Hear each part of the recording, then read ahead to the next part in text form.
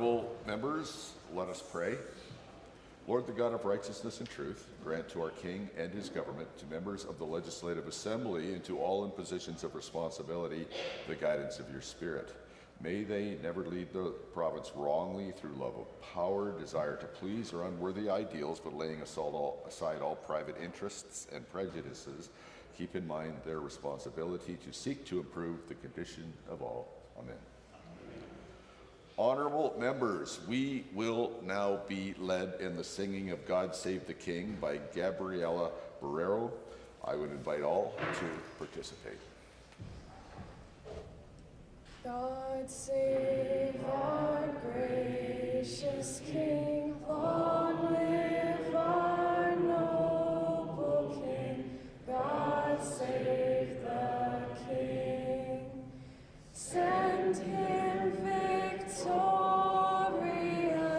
happy and glorious, long to reign over us. God save the King. Thank you. Please be seated.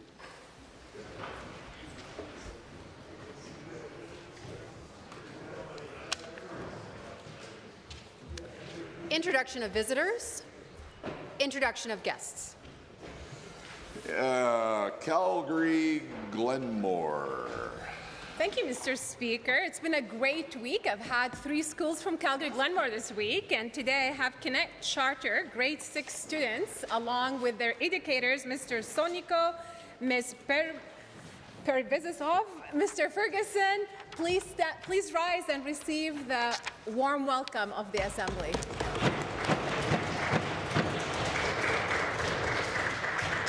Edmonton Rutherford.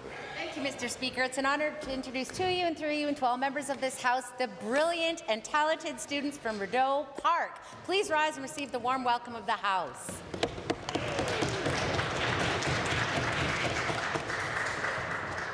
Honourable members, we are pleased today to have Gabriela Barrero singing God Save the King. Gabriela was head page last year and then went on to serve as an office assistant in the Sergeant at Arms office. Last week, she completed her time at the LAO, is now preparing to begin her 3rd year in the bilingual Bachelor of Commerce program at the University of Alberta. Before that, she has a very exciting summer with plans of studying abroad in Europe. Gabriela has a long-standing passion for music and singing, deeply influenced by her Colombian roots. Please rise and give Gabriela the warm traditional welcome of the Assembly.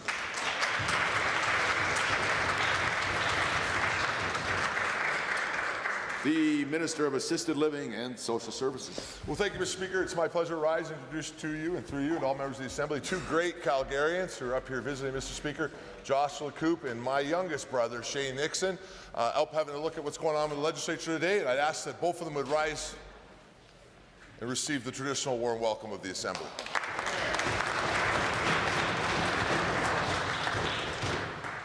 Edmonton South. West. Sorry. The member for Edmonton Southwest, it's my pleasure to introduce you and through you to the members of the Assembly, Suhi Garwal, President of Homeowners Association in Windermere. Suhi is a tax expert, an innovator, and a community volunteer. Please rise and receive the traditional warm welcome of the Assembly. Edmonton Ellerslie. Thank you, Mr. Speaker. It's my pleasure to introduce to you 2 of my constituents, Alexis Rabin-Warner and Cassie Keller, who have joined us in the gallery to see democracy in action. I ask them to please rise and receive the traditional warm welcome of this Assembly. Calgary Varsity. Mr. Speaker, it's my pleasure to introduce Brittany Onisic. May is Disease Awareness Month. Celiac disease affects as many as 1 in 100 Canadians. As an individual with celiac disease, she knows firsthand how limiting this disease is in everyday life, yet still it has to be taken seriously by people. She is here today to raise awareness. Brittany, please rise and receive our warning. Calgary, Edmonton, Glenora. Thank you very much, Mr. Speaker. I'm excited to introduce Maxwell Tibbet. He's smart. He knows all sorts of things about the Greek gods and World War II. He is kind. He has an amazing back check. He's also very handsome and tall. Please, Maxwell, rise and receive the warm welcome from this assembly for my nephew.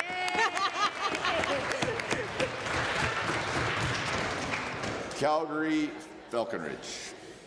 Mr. Speaker, I am pleased to introduce to you and through you to all members of the Assembly, Rajput Singh Sidhu, a lifelong community advocate, my dear friend and supporter, and my constituency manager in Calgary, Falconridge. He is one of the best. Best wishes to him and his fiancée, Jasleen, on their wedding this summer.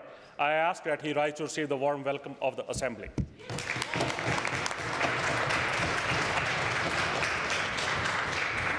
Are there more introductions? Seeing none. Ministerial statements. Member statements. The honourable member for Edmonton, Glenora. This morning, gas hovers around $1.90 a litre. That's a record high. The UCP could put Albertans first by cutting 13 cents off immediately, but they refuse. They tell everyone to wait months at record high prices before they might possibly maybe do something for a little bit later. Everyone sees the price of groceries climbing month after month, but instead of acting, the UCP says that they will consult grocery retailers. I don't know about you, Mr. Speaker, but kids need food in their lunch pails, not politicians chit-chatting with billionaire monopoly men. The Calgary Food Bank says that the number of families relying on their hampers has more than tripled since the time when the UCP formed government. But while the UCP has increased the housing allowance for their MLAs who want a second residence in Edmonton, they refuse to increase the minimum wage for more than 100,000 Albertans who haven't gotten a raise in 7 years. And for those on AISH, unable to work, the UCP government decided to cut $200 a month. Living on AISH was already incredibly difficult, but clawing these $200 back has made it nearly impossible. They've cut seniors who rely on government income support. They've increased their accommodation fees. They've jacked up the copay for those seniors on their drug plan.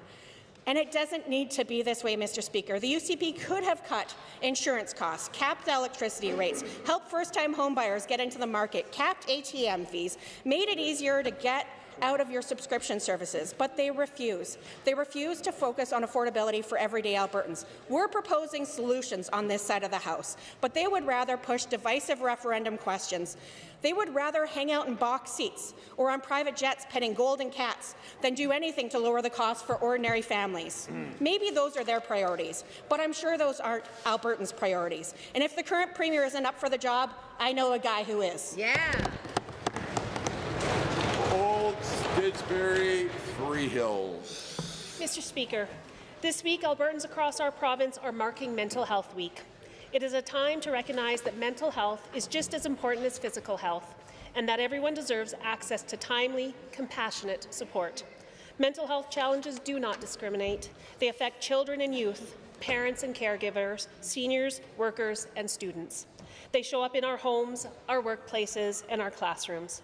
For too long, stigma stood in the way of seeking help.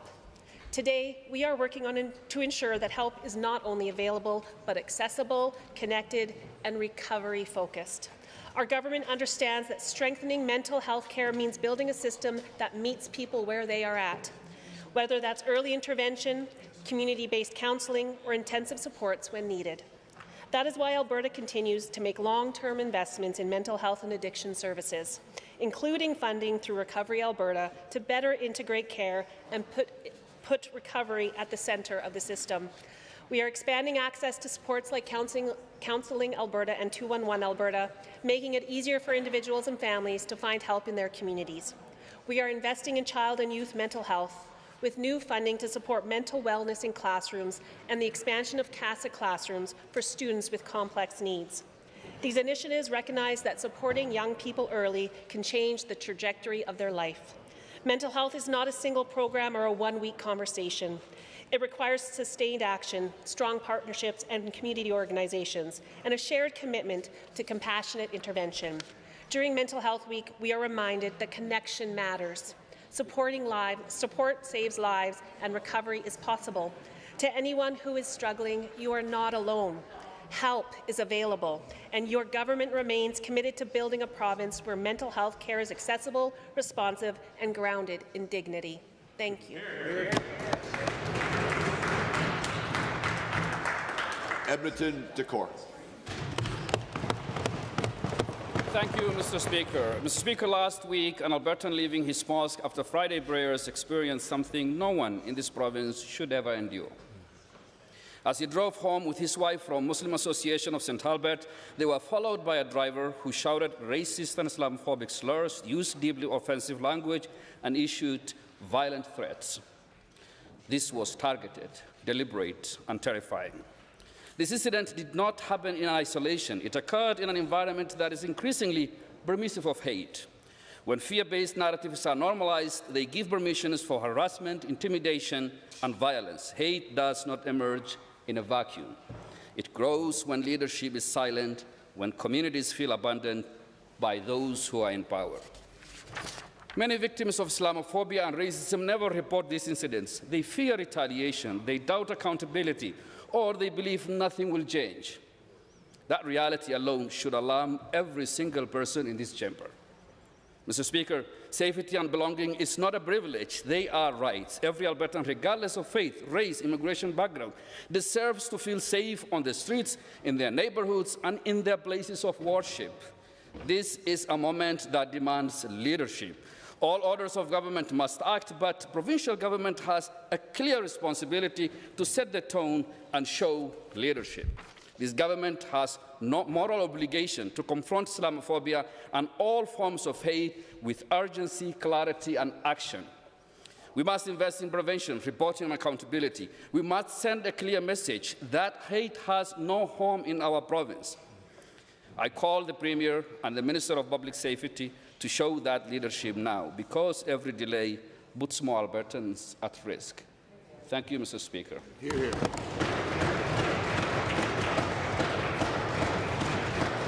Athabasca, Barrhead, Westlaw. Mr. Speaker, as we mark the 10th anniversary of the Fort McMurray wildfire, we honour the resilience of those affected and the firefighters, first responders and volunteers who stood together throughout the disaster. Wildfires are an enduring part of life in Alberta and something we continue to manage. As of today, Alberta has recorded 149 wildfires this year, with 21 currently active across the province. Good news is that the majority remain small and overall activity is well within seasonal expectations. Thanks to cooler spring temperatures, late snow and periodic rain, early wildfire risk has been moderated. However, as we move through May, we know conditions can shift quickly. That is exactly why Alberta is so well prepared. Alberta Wildfire has fully transitioned into seasonal operations. Detection, monitoring, and rapid initial response resources are already active across our forest areas. Carryover fires from 2025 continue to be closely managed, and mutual aid agreements remain in place, ensuring Alberta can both provide and receive support when needed. Mr. Speaker, readiness in this province is not reactive, it is continuous. Recruitment is underway, training is ongoing, and contracts for aircraft and heavy equipment are already in place. Our incident management teams are experienced, scalable, and ready to respond at a moment's notice. This strong foundation is further reinforced by our government's $400 million investment with de Havilland Canada to build 5 new water bombers right here in Alberta. This will increase aerial firefighting capacity by nearly 60%, enhancing an already proven system. These aircraft will complement our skilled personnel, advanced detection systems, and coordinated provincial response. Mr. Speaker, Alberta is not just ready, we're leading. With the right people, the right tools, and the right planning in place, we are prepared for whatever the wildfires season. Calgary, Buffalo. Thank you. Mr. Speaker, last week, the Minister of Arts and Culture introduced the government's long-awaited Music Action Plan. Like all Albertans who care about our music industry, we want to see this plan succeed, and at first glance, there are positive elements, including recognizing music as an economic driver that supports tourism, talent retention, and local businesses. However, we know that despite the minister's claim of robust stakeholder engagement, there are serious gaps in consultation. Why, for example, were choral groups not included? There are 2,900 choirs across Alberta with more than 340,000 members performing for over 1 million audience members annually, yet they were left out of this plan. We're also hearing from local musicians and venue owners who are asking the same question. How will this plan actually benefit them? Will financial supports reach working artists or remain concentrated at the top? And how will for-profit venues who barely make any profit but are critical parts of the venue ladder be sustained? Mr. Speaker, stakeholders have also been clear that the Music Commissioner could be a good step, but only if that role has real authority, independence, and resources. Without that, it risks becoming little more than a symbolic title, a point of concierge contact without the power to shape funding, drive exports, or build the industry. The current plan does not guarantee that independence, nor does it outline a clear mandate, measurable targets, or a comprehensive strategy to grow Alberta's music economy.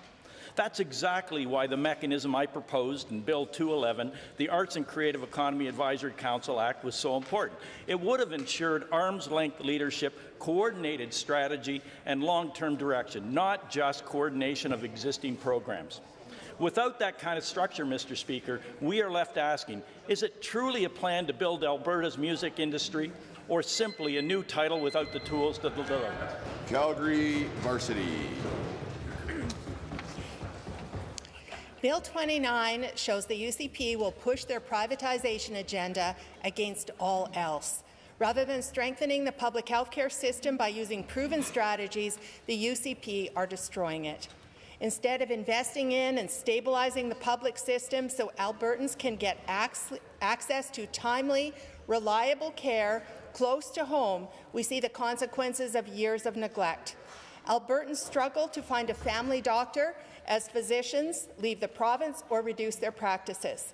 Without access to primary care, patients are left with few options. They eventually turn to emergency departments for issues that should have been treated earlier. Bill 29 makes these problems worse. Quality health care is not about choosing items on a menu. It relies on clinical expertise and continuity of care. The UCP approach is making an already strained system even harder for Albertans to navigate. Albertans are increasingly being left with the emergency room as their only access to the system. The result, longer wait times, hallway medicine, and exhausted healthcare workers. This is not a failure of healthcare staff, it is a failure of government policy.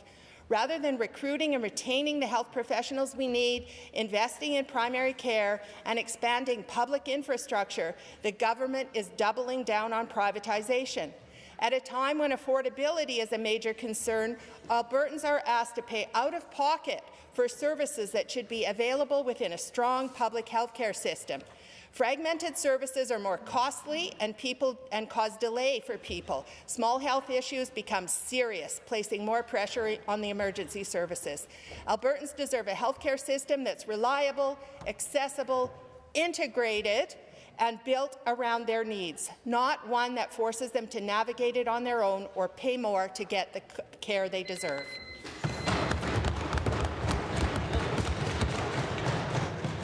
Presenting reports by standing in special committees, presenting petitions, notices of motions, introduction of bills. The honourable member for Edmonton Meadows. Thank you, Mr. Speaker. I request to leave and to introduce a bill being Consumer Protection Fraud Prevention Measures Amendment Act 2026. We are introducing this legislation to help give Albertans a better tool to protect against frauds. Thank you.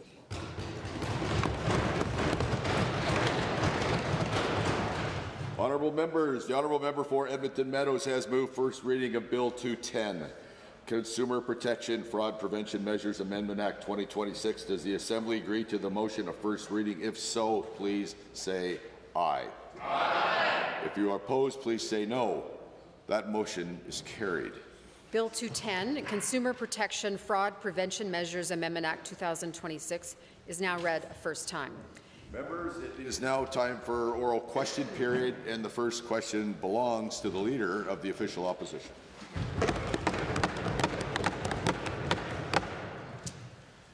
Good morning, Mr. Speaker. Thank you. A jarring new report on foreign interference targeting Alberta shows just how fragile our democracy is. The report shows that bad actors from Russia and the United States are trying to influence the outcome of the upcoming separatist referendum that the Premier has promised. Given that bad foreign actors are trying to sway Albertans, does this government even understand the gravity of the situation, and what is the government going to do about it?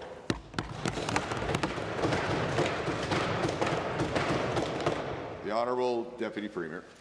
Mr. Speaker, several months ago, questions arose regarding foreign interference in regards to the Alberta separatist movement. I, too, had these very same concerns. I certainly asked staff to reach out to the RCMP. The RCMP informed, and we received information that there's no credible information that has been received to suggest that Alberta separatist movement has been subject to foreign interference. However, I have also said, Mr. Speaker, the situation is extremely fluid, and due to the new allegations that have been made regarding Elections Alberta's information breach, I hope the RCMP thoroughly look into this matter with this new information. In fact, the RCMP has not confirmed the information the minister just stated, just the vague statement from the minister with no date and no time. But there is foreign interference, and it's not new. The separatists have for weeks, months, been talking about how they met with White House officials. We know that somebody paid a bunch of YouTubers from the Netherlands to spread disinformation about separatism. This is foreign interference, and Albertans deserve free and fair elections. So once again, what is the government doing to end foreign interference? Deputy Premier. Mr. Speaker, we have two very serious investigations that are currently ongoing between Elections Alberta as well as the RCMP, amongst other working with other police services. We must continue to allow these investigations to take place. I can tell you what has occurred regarding the Elections Alberta breach is absolutely unacceptable, and we certainly have grave concerns regarding the Republican Party and these allegations that have taken place. Honourable member. You know, the minister and the premier spent years denigrating the women and men of the RCMP.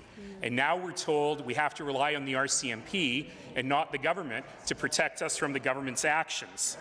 This government has no plan. And let's not forget, the separatists claim to have shared that app and all Albertans' data with the White House. The House Leader and the Premier are forever talking about their very special relationship with the Trump administration. So are they going to ask the Trump administration for our data back? Honourable Deputy. Mr. Speaker, the only party in this House that has defunded the police has been the members opposite, Mr. Speaker. The NDP defunded Alert, Mr. Speaker. Do you know that the Alberta law enforcement response teams, I can tell you, deal with organized crime, Mr. Speaker, and it was this government that did record investment in the Alberta law enforcement response team to deal with organized crime and all the other things that are associated with that, Mr. Speaker. The second set of questions belongs to the second set. I'm not going to be long. You got to let me finish. The second set of questions belongs to the Leader of the Official Opposition. So to summarize, the government's doing nothing about foreign interference. Let's return to the issue of the massive data breach.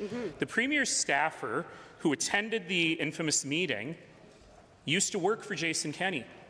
We're being asked to believe that when his old boss's private information was shared with people who threaten to harm that old boss every day, who hate him, that staffer did nothing. Nobody called Jason Kenney to warn him about the threat to him. Is the government really that immoral that they would look the other way when a political rival's life is in danger?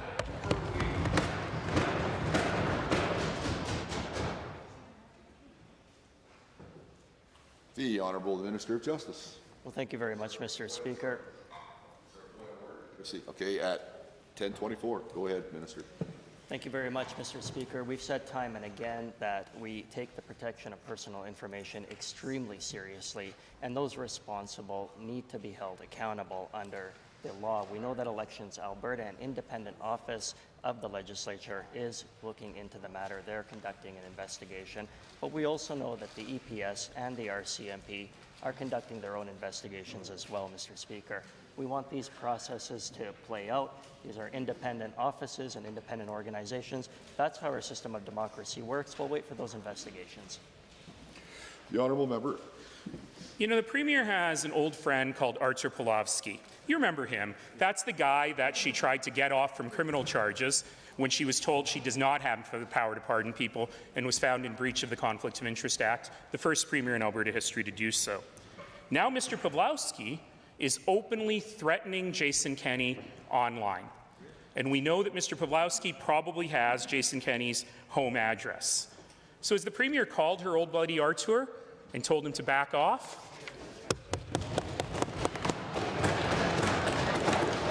No, honourable member, I didn't hear anything about government policy there. Nothing. So, but the order, but the government can respond if they choose to. Mr. Speaker, any threat made to a current or former public official is currently absolutely unacceptable, Mr. Speaker. Whether it be the Calgary Police Service, the Lethbridge Police Service, RCMP, Edmonton Police Service, I can tell you that any complaint that comes into them will be taken extremely seriously, and I hope that whatever the allegation is made is investigated to the full extent of the law. Is it third set of questions to the Leader of the Official Opposition? Second, third. Okay, corrected. It's interesting to hear the minister say that, because let's remember that the entire Artur Pawlowski scandal started because the Premier was trying to protect her friends at the Coots border blockade. The same people who allegedly were sharing the information, the personal information of police officers and judges. The government didn't seem to care much about those people's safety then, and they don't seem to care about their safety now. So what is the government doing right now to protect people at risk? And before the minister says it, the answer is not, you can always call 911 if someone's at your door.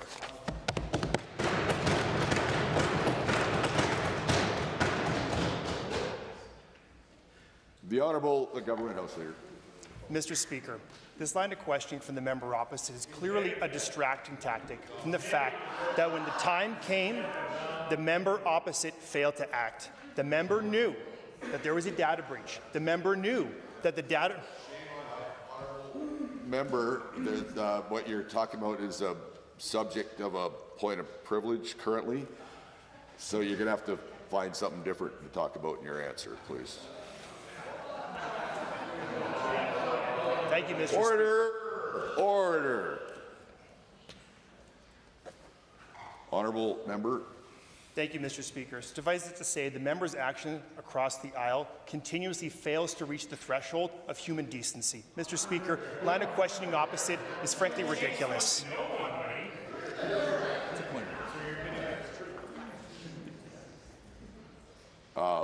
Okay. Now, only one at a time, and typically when you ask a question, the only one that shouldn't be heckling is the one that asked the question, because they should really want to hear the answer. The third set of questions belongs to the Leader of the Official Opposition. This is seriously the worst political strategy I've ever seen. This government knows their own staffer was in a meeting and didn't tell anybody, and they're blaming me for not calling the Premier. These straws don't even exist to grasp. Because let's be clear, the Premier's staff was there. They claim that they didn't know about this Elections Alberta letter, but the Elections Alberta letter actually says Elections Alberta is not investigating. It's a complete red herring, but in particular, what would this government have done if they had that information 2 weeks ago, given that they're doing... Order. I'll just caution everybody that we all, when we're recognized, get 35 seconds and not more than that. The Justice Minister. Well, thank you very much, Mr. Speaker. I think the first thing that we would have done is that we would have informed Elections Alberta, unlike the member opposite, who got up yesterday and said that he wished he had notified Elections Alberta, but he didn't because he thought they wouldn't do anything. Mr. Speaker, we want these independent offices who are tasked with this very exact task to do the work that they need to do. Elections Alberta has an investigative wing. They are performing a current investigation. The RCMP and the Edmonton Police Service are also conducting their own investigations. Mr. Speaker, we must not interfere with those investigations. The Honourable Leader of the Opposition. So the Solicitor General thinks you shouldn't call the cops and you should tip off the government instead. and yet that's somehow not interfering with an investigation. Real leaders admit when things go wrong. The Premier once claimed that she would apologize and change course if things went wrong. But this government never does that. They just go into the blame game, as the House Leader is doing now. They blame Elections Alberta for misinterpreting their legislation. They blame the RCMP for not investigating fast enough. They blame me for not doing the Premier's job. Who will they blame next?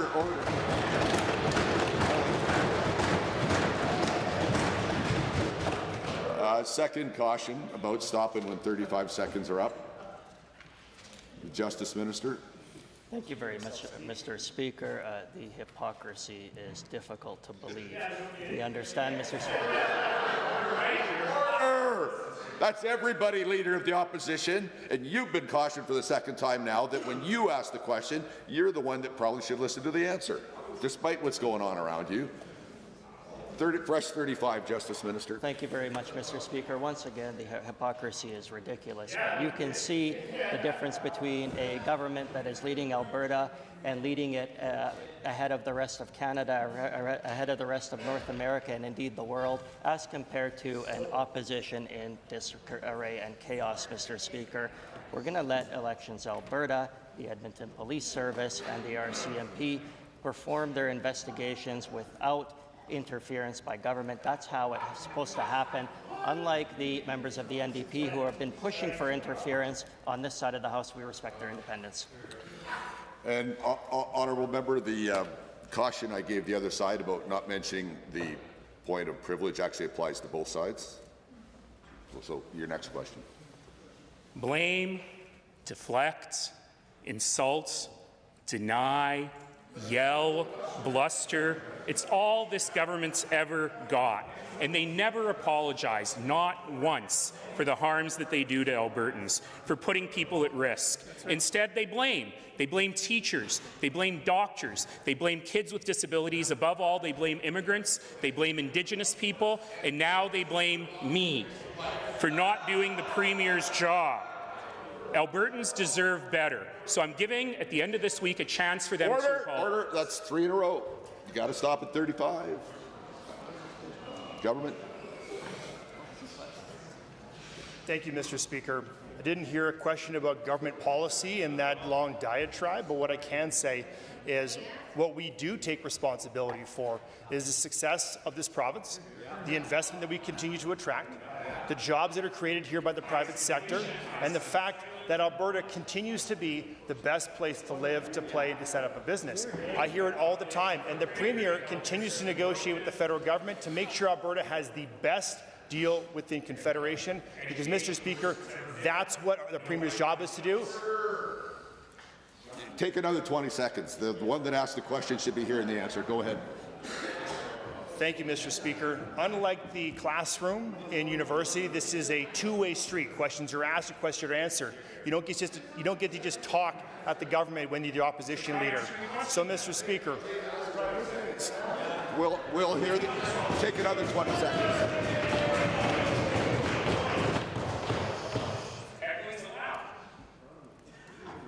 Mr. Speaker, you don't get to argue with the chair. And heckling is allowed, but when the person that asked the question is the loudest voice I can hear, that shouldn't be the case. Go ahead with the answer. Mr. Speaker, could you imagine being in his classroom? Now I truly believe all the rate my professor comments that are online, Mr. Speaker. But back to the point, on this side of the House, we are going to continue to do what's best for the province of Alberta and the people who live here by attracting investment and making sure— The next set of questions belongs to the member for Edmonton Whitebud.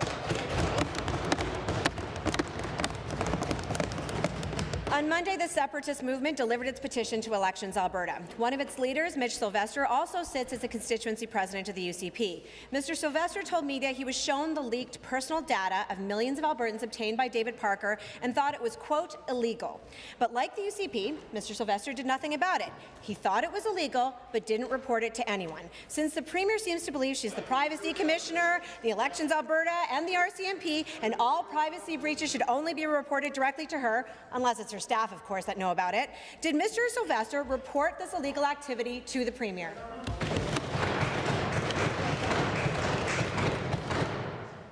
The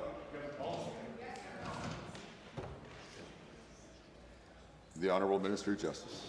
Well, thank you very much again, Mr. Speaker, and the answer to that is that the Premier was very clear about when she learned about it, when the rest of government learned about it, but unlike this government, the leader of the NDP learned about it more than a week before it was made public to the rest of government officials, Mr. Speaker. The leader of the opposition sat on it, kept it under his hat, and waited to record Instagram videos rather than letting the public know about this serious breach, Mr. Speaker. It is highly inappropriate. Putting Albertans at risk is unacceptable.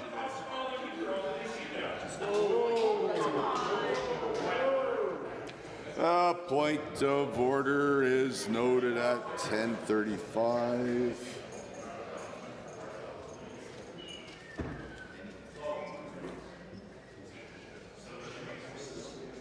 There's order on both sides. Stop. Folks, you got 50 minutes. You know how it works. One person gets 35 seconds. They need to be heard. The other person gets 35. They need to be heard. Let's try that. Edmonton Whitemud. At the end of March, the Separatist petition organizers claimed to have just met the required 178,000 signatures. Then David Parker got a hold of the electors list, and suddenly they had another 130,000 signatures on the petition in a month. What a coincidence. Yesterday, the Minister of Justice acknowledged the petition is suspicious by stating Elections Alberta will use a more robust process to verify the signatures than was used before. Would the minister agree that nothing less than verification of every single signature on that petition will be enough to satisfy Albertans who have rightly lost trust in this process? That may be an important question, but it wasn't really on government policy. It was on the behaviour of Elections Alberta. But if the government wants to respond, they can. Thank you again, Mr. Speaker. Look, we have faith in the processes that Elections Alberta is implementing to verify signatures. We know that they have a 95% or greater confidence rate in the verification of signatures, and they've already announced that they're going to implement additional safeguards, additional verification processes in order to ensure the legitimacy of the signatures that were submitted earlier this week. Mr. Speaker, we're going to let that independent office do its job. We have faith in the processes that they've implemented, and we respect Elections Alberta. On government policy, please go ahead. This has been a complete mess from the very beginning, when the UCP first promised a referendum to separatists to keep their jobs. The rules have been changed 3 times during the process. The first court decision determining the petition was unconstitutional was overturned. Another court has now put an injunction on it. There are credible reports of foreign interference, and now the largest data breach in Alberta history means every single signature is suspect. This is a mess that the UCP created, and they are dragging the entire province down with them. Isn't it finally time for the UCP to put the people of Alberta ahead of themselves and put an end to this disaster for good?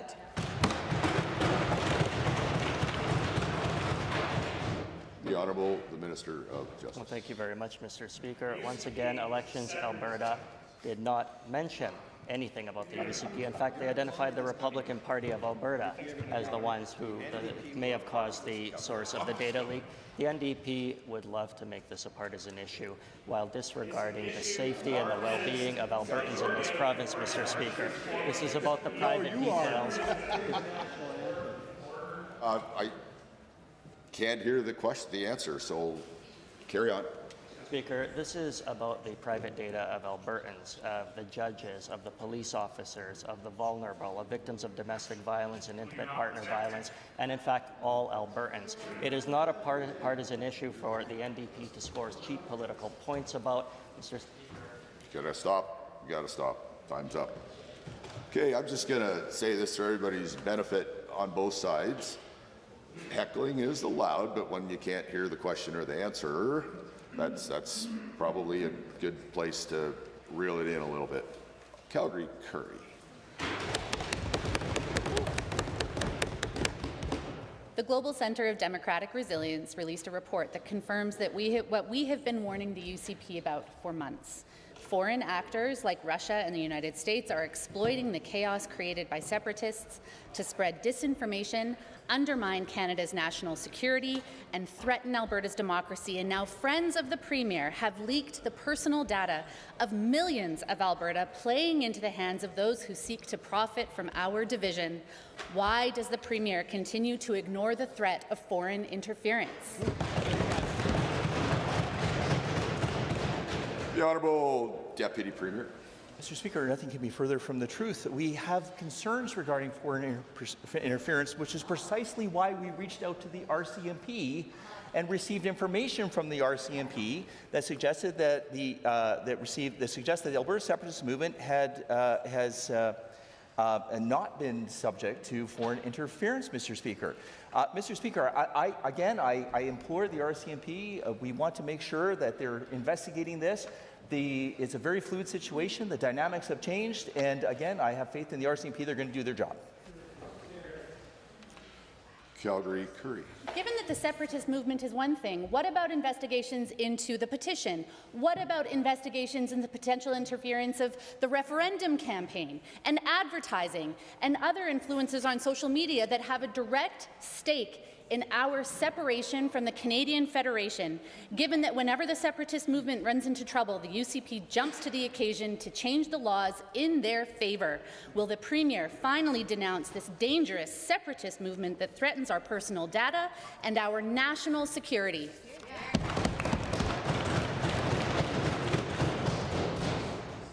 Deputy Premier. Mr. Speaker, I will stress again, we have two extremely important investigations that are currently ongoing, one with Elections Alberta, the other with the RCMP as well as other police agencies. We must allow them to do their job. We will not politically interfere with those investigations.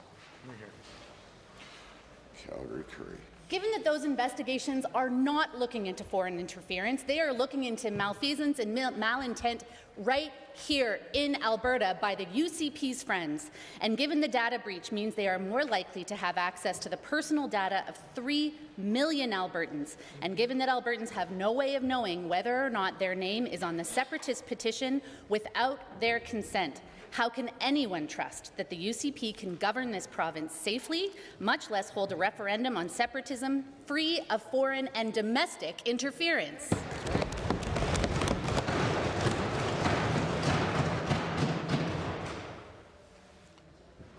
Deputy Premier. Mr. Speaker, as I've stated before, this is a very fluid situation. There's new information that has come to light, which is why I certainly encourage and implore the RCMP to look on all factors that might be dealing with this Alberta elections information breach. The next question belongs to the member for Fort McMurray, Wood Buffalo. Mr. Speaker, Alberta continues to see strong growth across sectors, and with that comes an increasing need for skilled workers. At the same time, Indigenous youth represent a growing and important part of Alberta's future workforce. New initiatives like the Building Indigenous Mentorship Program are an encouraging step towards connecting Indigenous youth to these opportunities. To the Minister of Indigenous Relations, can you share more details about this program and how this $300,000 investment will be spent?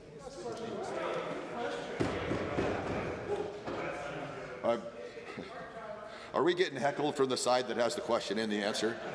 That doesn't seem very reasonable to me. The member for Indigenous Relations. Thank you, Mr. Speaker, and thank you to the member for the question. This $300,000 grant supports the Building Indigenous Mentorship and Pathways pilot program. This pilot takes a holistic approach by combining mentorship, community outreach, and practical career navigation supports. It will deliver 3 Indigenous trades mentorship symposiums, each paired with a trade fair to connect youth with employers, unions, and training providers. Mr. Speaker, the funding supports full program delivery and expanding access to resources. Honourable member. Thank you so much, Mr. Speaker, and thank you so much to the Minister for that answer. Given that ensuring new programs reach the right people and delivered by experienced partners are keys to success, and given that this pilot appears to be a community-based approach that reflects local workforce needs, particularly in regions where trade shortages can have real impacts. To the same Minister, can you tell us more about who will benefit from this program, and why the building trades of Alberta was selected to deliver this very important support from the province. The Honourable Minister of Indigenous Relations. Mr. Speaker, this pilot focuses on Indigenous youth in Calgary, Edmonton, and Fort McMurray, regions where trade shortages can have significant local impacts, and it is expected to reach about 450 participants, including educators and recruiters. Participants will gain culturally grounded mentorship, industry connections, and insight into training and career opportunities. This will help build local talent where it's needed most. Educators also benefit from stronger ties to the trade sector. The Honourable Member. Thank you, Mr. Speaker. And to the Minister of Indigenous Relations, that is fantastic work.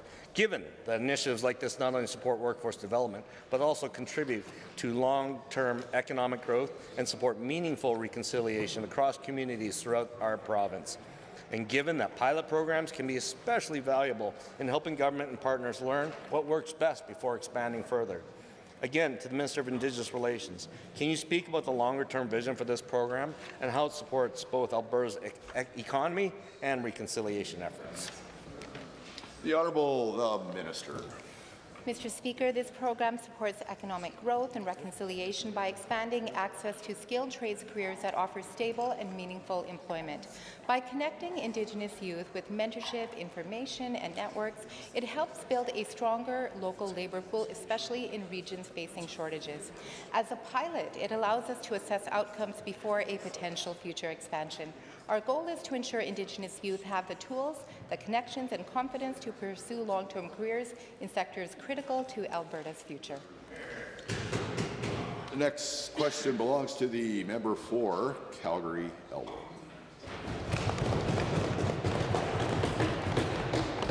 Mr. Speaker, last week, NDP MLAs participated on the government special committee to redraw electoral boundaries. We participated not out of any faith in the process because it's completely illegitimate, but to try to mitigate the damage this government is inflicting on our democracy. However, the UCP rejected any public consultation about how our electoral map is drawn. Instead, they'll be happy to carve up communities like Red Deer, Lethbridge, and Calgary in secret. Why shouldn't Albertans get a say about where they cast their ballot in the next election? The Honourable Government House Leader. Well, thank you, Mr. Speaker, and members of the public will always have a say in where they cast their ballots. That's why there has been public consultation prior with the previous committee, and that's why we have another committee to move to 91 seats to ensure that all the province of Alberta and all the voters in this amazing place have effective representation, which is the whole purpose of redrawing the boundaries every 8 to 10 years, to ensure effective representation across the entire province. We have urban, we have rural, we have mid-sized cities. Mr. Speaker, they all deserve a voice. The Honourable Member. Given that the government's move to reject the only legal report from the Independent Electoral Boundary Commission is unprecedented, unfair, and likely unconstitutional, and given that UCP staffers were handing out secret maps that just so happened to correspond with the ridiculous gerrymandered minority report before it was even released, and given that this government has yet again changed the rules about our democracy, how can Albertans have any trust that this government won't rig the process to rig the maps to rig the next election? The Honourable Government House Leader. Thank you, Mr. Speaker, and I'll refer the members of the Chamber back to page 66 of the report, which says, much of the objection of our interim report is based on the loss of 2 rural seats, and I lament this, as do my commissioners, my fellow commissioners. Mr. Speaker, it's about effective representation, but the member opposite brings up a good point. It's about trust, and there's 2 choices here. You have a government who is continuing to keep taxes low, attract investment, and help the private sector create jobs, or the opposition, who wants to raise taxes, including the largest job-killing carbon tax in the history of the province. That's what you get, more of the same going forward from them. That's why they're on the opposition side. Calgary-Elbow. Given this government just raised taxes on my constituents by $1,000 per household, given that we can now confirm a UCP staffer knew about the recent massive data leak but did not report it to the authorities, and given that the UCP shot down any public transparency over their unconstitutional scheme to let MLAs redraw the riding maps and pick their voters, will the UCP admit that they already got a new map that they plan to jam through? Or will they just do the right thing and finally accept the Commission's report? Honourable Government House Leader. Thank you, Mr. Speaker. I'm happy to remind the member of two things. One, in this chamber we address the chair, not the cameras. Two, members of the Assembly do not redraw the map.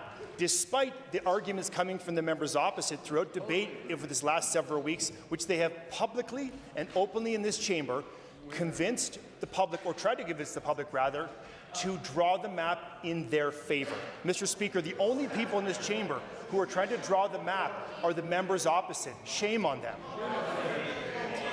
Order! I didn't call anybody's name right now, but I'm about to, and that we should only hear from Calgary Klein.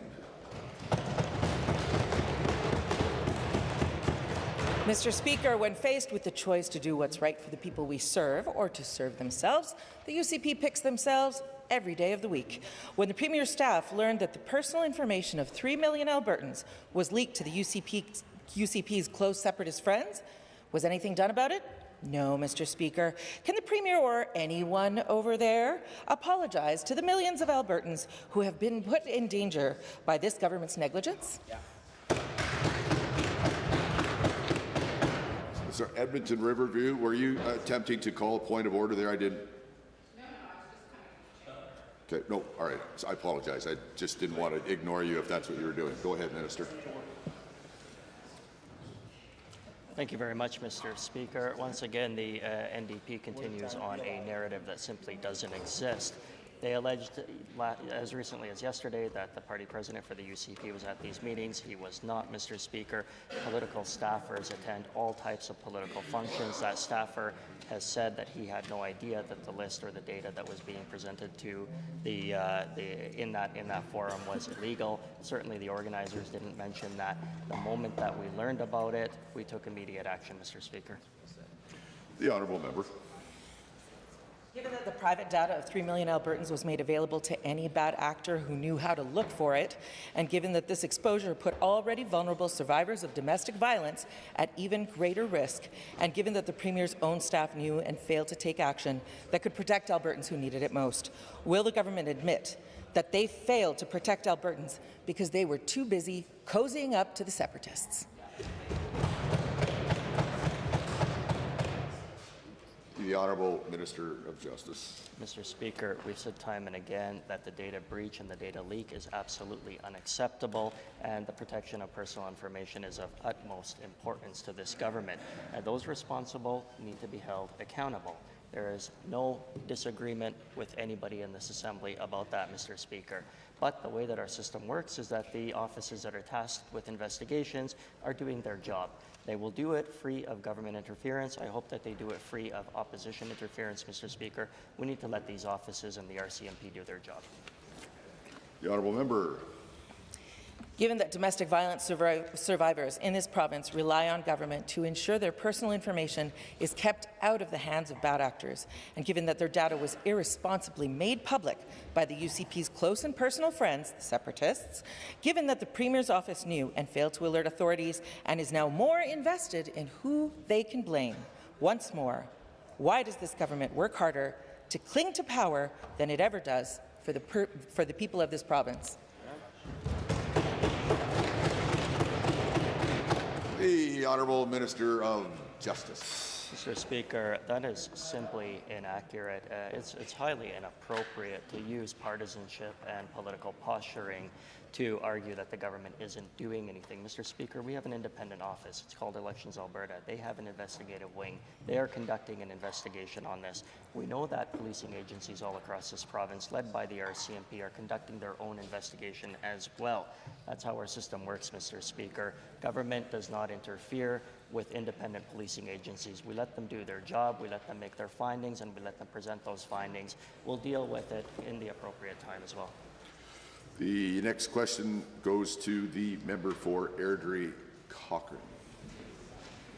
Albertans are hearing one message in public and another behind closed doors. We now know there is a struggle within the UCP as constituency associations are being pushed to take a position on independence. At the same time, separation advocates say they already have a party, the UCP. Now, serious questions have emerged about the petition process, including unauthorized disclosure of voter information. To the Premier, will you unequivocally state this government's commitment to Canada, or will you continue hedging your position to suit the room? The Honourable Government House Leader. Thank you, Mr. Speaker, and I appreciate the question from the newest member of the NDP caucus. What I can say is that it seems like the questions are a bit outdated and stale. We've said many times now, and we'll say it again, that we believe that a strong, sovereign Alberta within a united Canada. And the reason we say that, Mr. Speaker, is because Alberta has rights within Confederation, the rights to defend our natural resources and extract those, and do what's best for the people here, Mr. Speaker. That's what the Premier is doing as we speak right now. Mr. Speaker, unfortunately, the members opposite, the member from Airdrie Cochrane, has failed in that endeavour, and that's why they're in opposition. Interestingly, one doesn't get to comment on the presence or not presence of a member of this House at any time. The Honourable Member. Given this member can only answer with insults, and given the Premier's office has confirmed that the UCP staff were present at meetings where unauthorized voter information was shared, and given Albertans are entitled to know where their representatives stand on fundamental issues, and given at least one UCP MLA had the will to publicly state his position on separation, to the Premier, will you require caucus to clearly state where they stand on independence, or is silence this government's strategy? The Honourable Government House Leader. Mr. Speaker, this government has been vocal, very vocal, about how we support a strong Canada, a strong independent Alberta within Canada. This country does not survive without a strong, thriving Alberta. Mr. Speaker, led by our Premier. And I will reiterate again that the results speak for themselves. Year over year, we've seen 100,000 new jobs created right here in Alberta by the private sector, because as a government, we've created an environment where those private sector jobs can be created and people can thrive. Why won't the members opposite get on board with success? What else more do you need to see? The numbers speak for themselves. Airdrie Cochrane. Given, we'll take silence for 100, please, Alex. And given uncertainty, especially separation, creates economic risk and undermines investor confidence. And given leadership requires clarity, not shifting positions. And given MLAs took an oath to Canada. And given unauthorized disclosure of voter information undermines the legitimacy of the entire separation referendum. To the Premier, will you cancel this tainted process? And if not, will you commit to putting forth the Forever Canadian question on Alberta remaining in Canada, yes or no?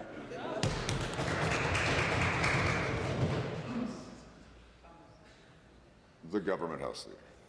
Thank you, Mr. Speaker. On this side of the House, we continue to believe in direct democracy, something the member from Airdrie Cochrane did believe in until he decided to break his oath and leave caucus. Now, Mr. Speaker, what I can say is we will continue to respond and listen to what matters most to people in Alberta, and that's making sure that Alberta remains a strong international player in a market that needs more of our province's resources, needs more of our province's products, and we're doing our best to get around the world and sell those products. And, Mr. Speaker, the numbers speak for themselves.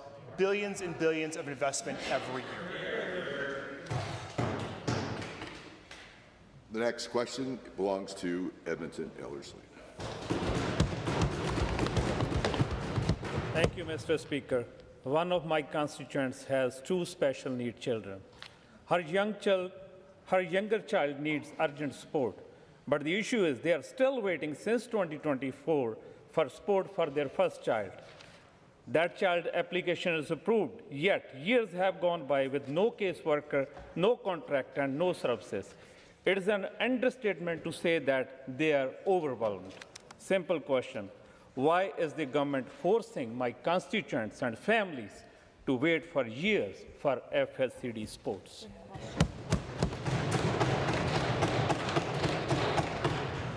The Honourable Minister of Assisted Living and Social Services. Mr. Speaker, this government has increased every line item associated with disabilities, including for children with disabilities. In fact, underneath the leadership of this government, since they took over from the NDP, they've increased disability supports by $1 billion, which is a 41% increase, Mr. Speaker. Wow. The real question is why did every member of the official opposition repeatedly for the last several years stand up in this House and vote against money for people with disabilities, including in Budget 2026, Mr. Speaker, on the record where they voted against people with disabilities, and this government continued to invest despite the NDP, Mr. Speaker.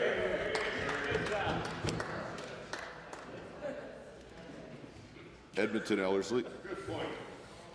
Given that families are waiting years even after their application is approved, and given that children are missing out on critical early sport and development, and given that parents are being pushed out of work and it's putting real pressure on them, does the minister not understand these delays are harming children during the most important years of their early development?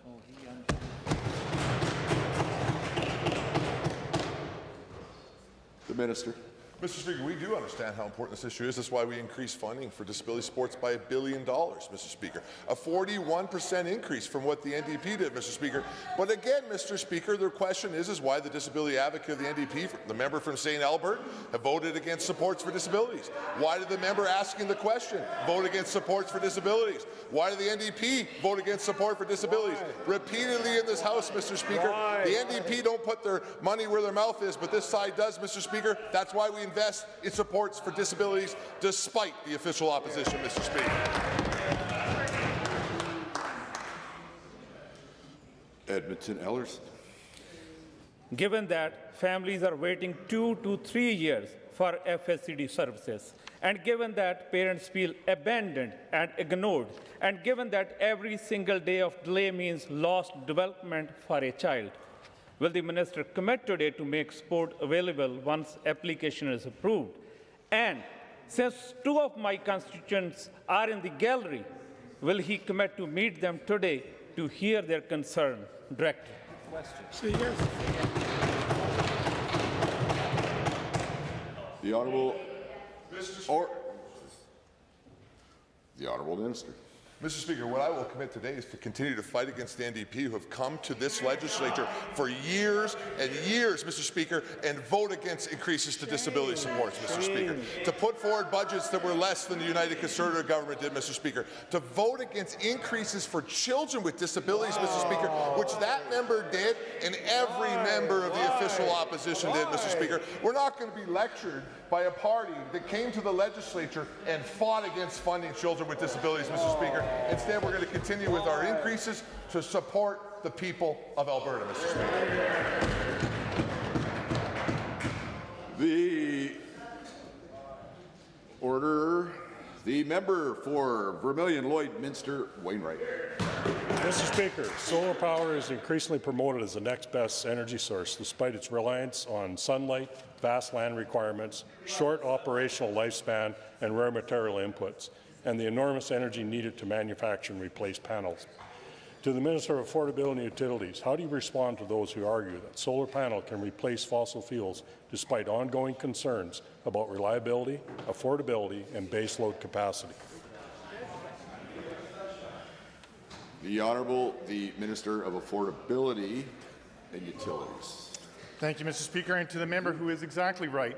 We cannot gamble on Alberta's energy security on whether the sun shines or not. Our families, hospitals, and businesses depend on affordable electricity that works around the clock, regardless of the weather.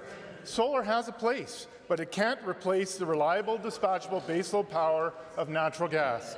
And that's why we won't repeat the mistakes of the NDP, who their hasty transition away from fossil fuels now costs Albertans billions, as seen on their utility bills and the high cost of transmission. Honourable member. Thank you, Mr. Speaker. Given that fossil fuels have long provided steady on-demand power and contributed to Alberta becoming one of the most prosperous provinces in Canada, and given that large-scale solar power projects face challenges in reliability, especially due to their dependence on good weather. To the same minister, how can we ensure energy transition policies do not compromise grid reliability or ignore the foundational role of fossil fuels in meeting Alberta's energy needs? The Honourable the Minister. And thanks again to the member. We focus on putting Albertans first, not ideology. And that's why we stood against the federal clean electricity regulations that would have made our grid 100 times less reliable. And through our recent MOU, we got them suspended, which is unlocking up to $18 billion of new natural gas investment that will ensure that the reliability and affordability of power within Alberta's grid continues. We will continue to defend the role of natural resources and natural gas powering this province. Order. Let's just hear from Vermilion, Lloydminster, Wainwright.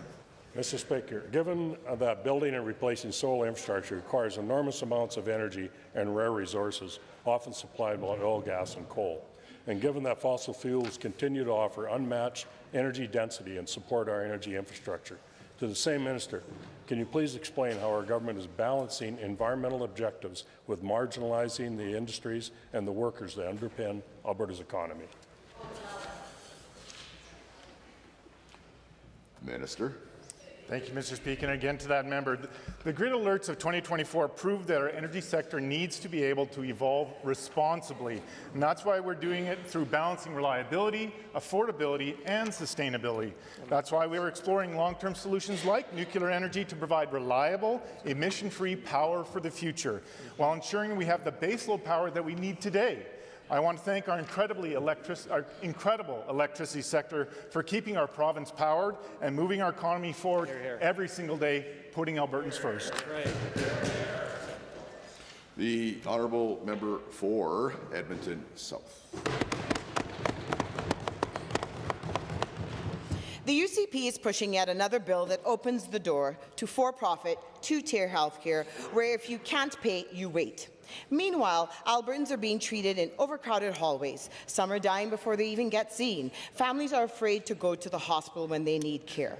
This government is failing to retain nurses and doctors, ignoring frontline workers, and cancelling the first new hospital in Edmonton over 40 years. This isn't leadership. This is abandonment. Will the Premier stop this privatization agenda and build the South Edmonton Hospital that's so desperately needed?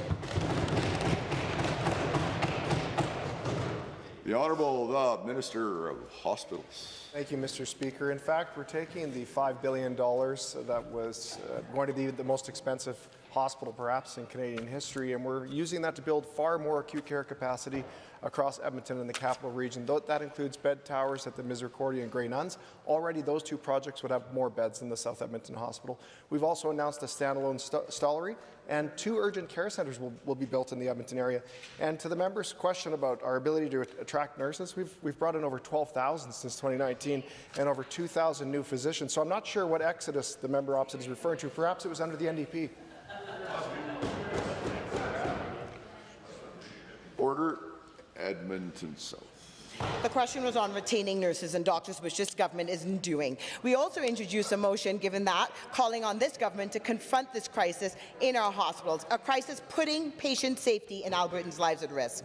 Given that we asked for was simple, collect report and data on violence and deaths in emergency departments, then use that data to direct funding where it's needed most. Given that this government will not admit there's a crisis, and there's more focus on optics and blame than real solutions, why is the UCP refusing to invest the resources needed to keep Albertans safe in hospitals? The Minister of Hospitals. Thank you, Mr. Speaker. We absolutely acknowledge that our hospitals are under pressure, particularly in our major urban centres, which have seen record population growth over the last 5 years. Mr. Speaker, as an example, at the Royal Alex Hospital, we've doubled the security complement. We're bringing in a weapons screener, which will be up and running this month at the Royal Alex, and we've implemented new policies around bags and visitation to increase the safety of patients and staff, Mr. Speaker. Parents will, of course, be able to accompany their children, as will the children's siblings, Mr. Speaker, but we're going to make it safer and operate better. Thank you, Mr. Speaker. Edmonton South. Given that legal experts warn the UCP's health privatization violates the Canada Health Act, the law that guarantees care based on need, not on ability to pay, and given that this government has a responsibility to protect public health care, yet under their watch, Albertans are seeing two-tier care, hallway medicine, closed ERs, and growing safety risks across this province. Given that these policies break the promises the UCP made to Albertans in the last election, will this government admit that they said one thing, did the opposite when they promised no Albertan will ever pay to see a doctor? Hear, hear. The Honourable the Minister of Preventative Health. Thank you, Mr. Speaker. And in fact, the member opposite is incorrect. And I want to set the record straight. The Cambie Surgeries Corporation versus British Columbia case did not find that dual practice violates the Canada Health Act. In fact, Mr. Speaker, it simply confirmed that British Columbia was within its rights to set its own restrictions under the provincial law. The Cambie ruling is clear. Provinces may choose to limit dual practice, but nowhere, Mr. Speaker, nowhere does it say that they are required to ban it, Mr. Speaker. We have the opportunity and we have the right to determine what the dual practice looks like. Yeah, honourable members, in 30 seconds, we will continue with the daily routine.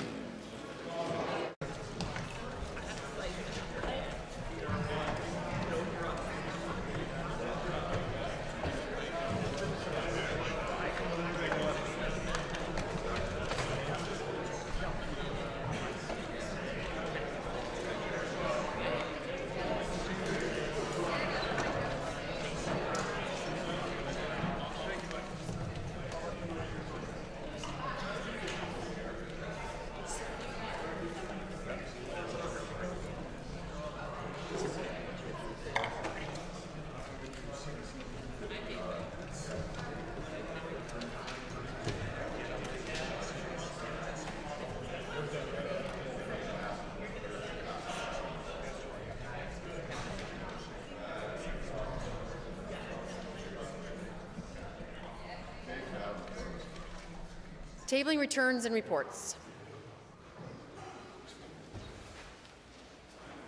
Edmonton, Henday, West Henday.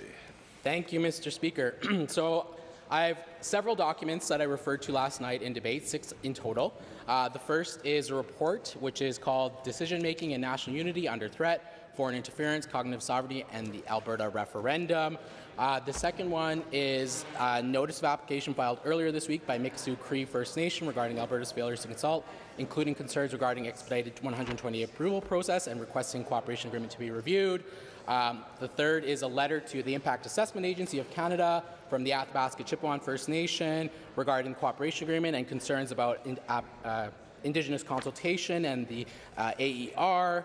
A letter from the Otipemisiwak Métis government, from District Council Fort McMurray regarding the cooperation agreement and concerns about Indigenous consultation and environmental impacts assessment by the Alberta government. The fifth is a letter from submission from the Montana First Nation, which highlight Alberta's failures with consultation and cumulative effects regarding the cooperation agreement. And then the last is the Fort Chippewa Métis Association letter regarding concerns with the AER and Indigenous consultation by the province of Alberta. Thank you. It was fairly tight for 6 tablings. Thank you very much. I appreciate that. The Justice Minister. Thank you very much, Mr. Speaker. I rise today with the 5 requisite copies to table the Calgary Drug Treatment Court's newly released recidivism study showing that 70% of graduates have no new substantive criminal convictions at 6 years following graduation and a 78% reduction in criminal convictions. Just introduce it and Thank try you. not to argue it. Edmonton McClung. Speaker, I rise to table the requisite 5 copies of a CBC article written prior to the 2015 election, heralding the commemorating the 1986 election of 16 NDP MLAs and forming the official opposition for the first time on May 8, 1986, and we stand on their shoulders.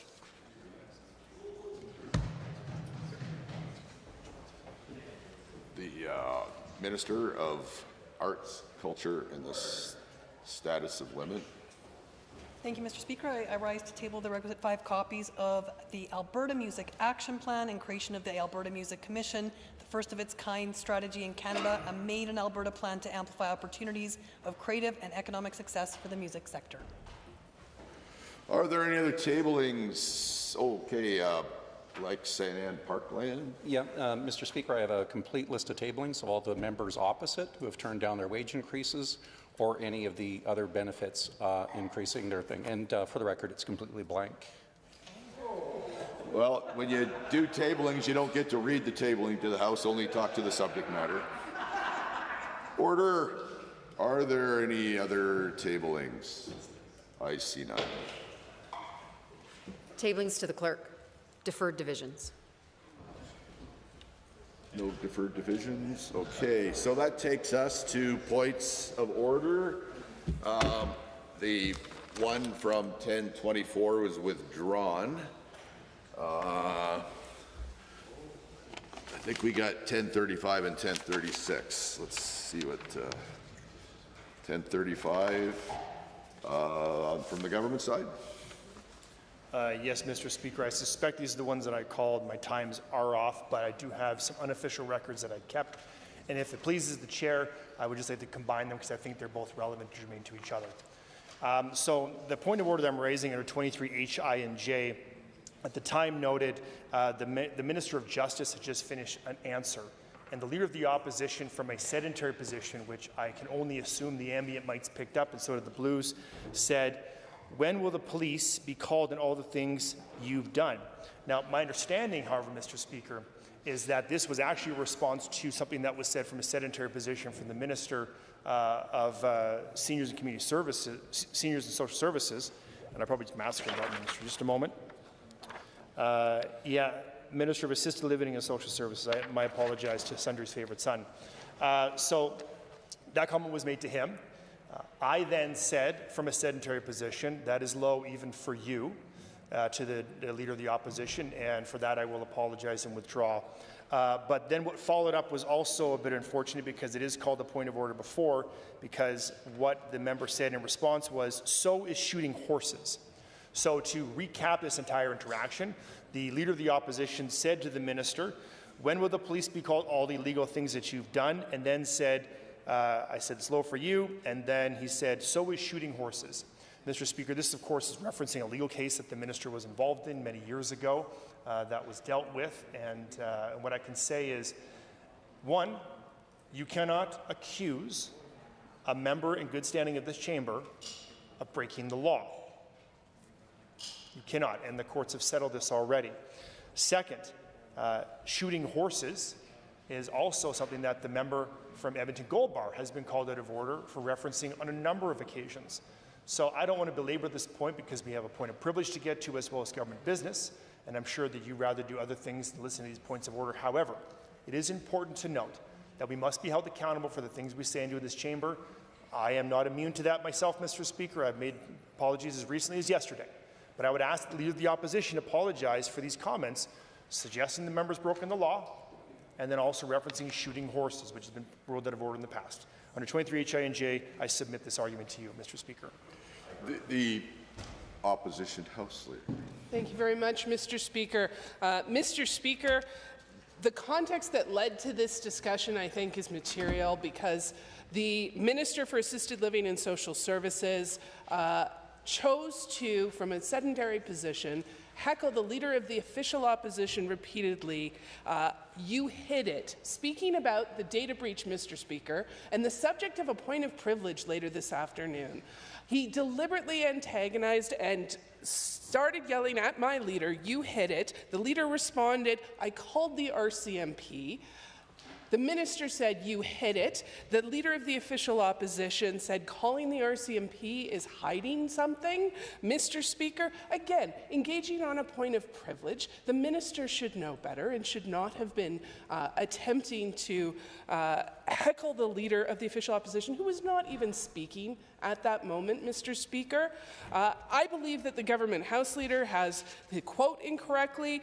I believe that the Leader of the Official Opposition, talking about how calling the cops is not doing nothing, said something to the effect of, what about when the cops have been called for something you've done, which is a matter of debate, referring to previous situations with the horses.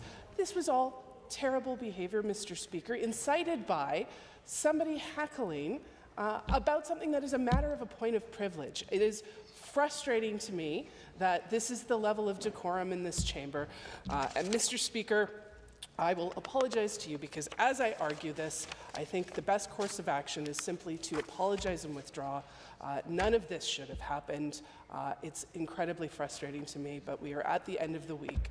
So I will apologize and withdraw, and I hope we can move on. Opposition House Leader, and I will agree with both sides that the behavior has been below the level that this chamber and our jobs would require of all of us. And you're right in saying sometimes at the end of the week when the frustrations can build up, it gets worse, but that's not really an excuse. It's just, as we say around here, context. So let's, when we do finish this day eventually, let's go home to our families or wherever we want to go and just, yeah, let's relax and try to do maybe better than today next week, shall we? And that puts these matters to rest for today.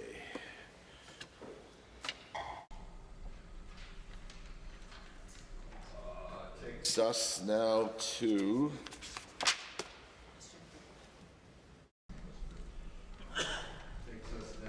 points of privilege. The leader or the House Leader for the official opposition. Thank you very much, Mr. Speaker. The Government House Leader argued yesterday that the member for Edmonton Strathcona's actions or inactions have, quote, compromised the right of individual members to be free from obstruction, interference, intimidation, and molestation, end quote. Mr. Speaker, I'm going to proceed to argue that this does not rise to a point of privilege for several reasons.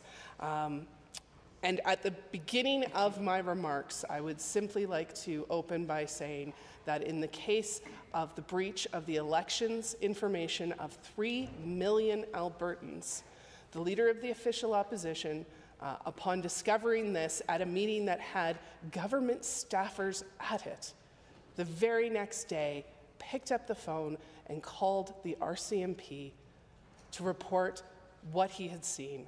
This assembly is not the RCMP, this assembly is not Elections Alberta, and this assembly is not the Privacy Commissioner. With that opening comment, Mr. Speaker, any obstruction, interference, intimidation, or molestation at this point is hypothetical. If it has occurred or does occur as a result of this data breach, it will not have taken place in this House, and certainly not as the result of any of the actions of the member of the Official Opposition Caucus, nor the members of the Government Caucus. Secondly, to claim that because the member for Edmonton Strathcona said or did not say or do certain things in this House at certain times, members of this House could theoretically be obstructed in their duties by unknown people outside of the House does not constitute a point of privilege, nor does it make logical sense.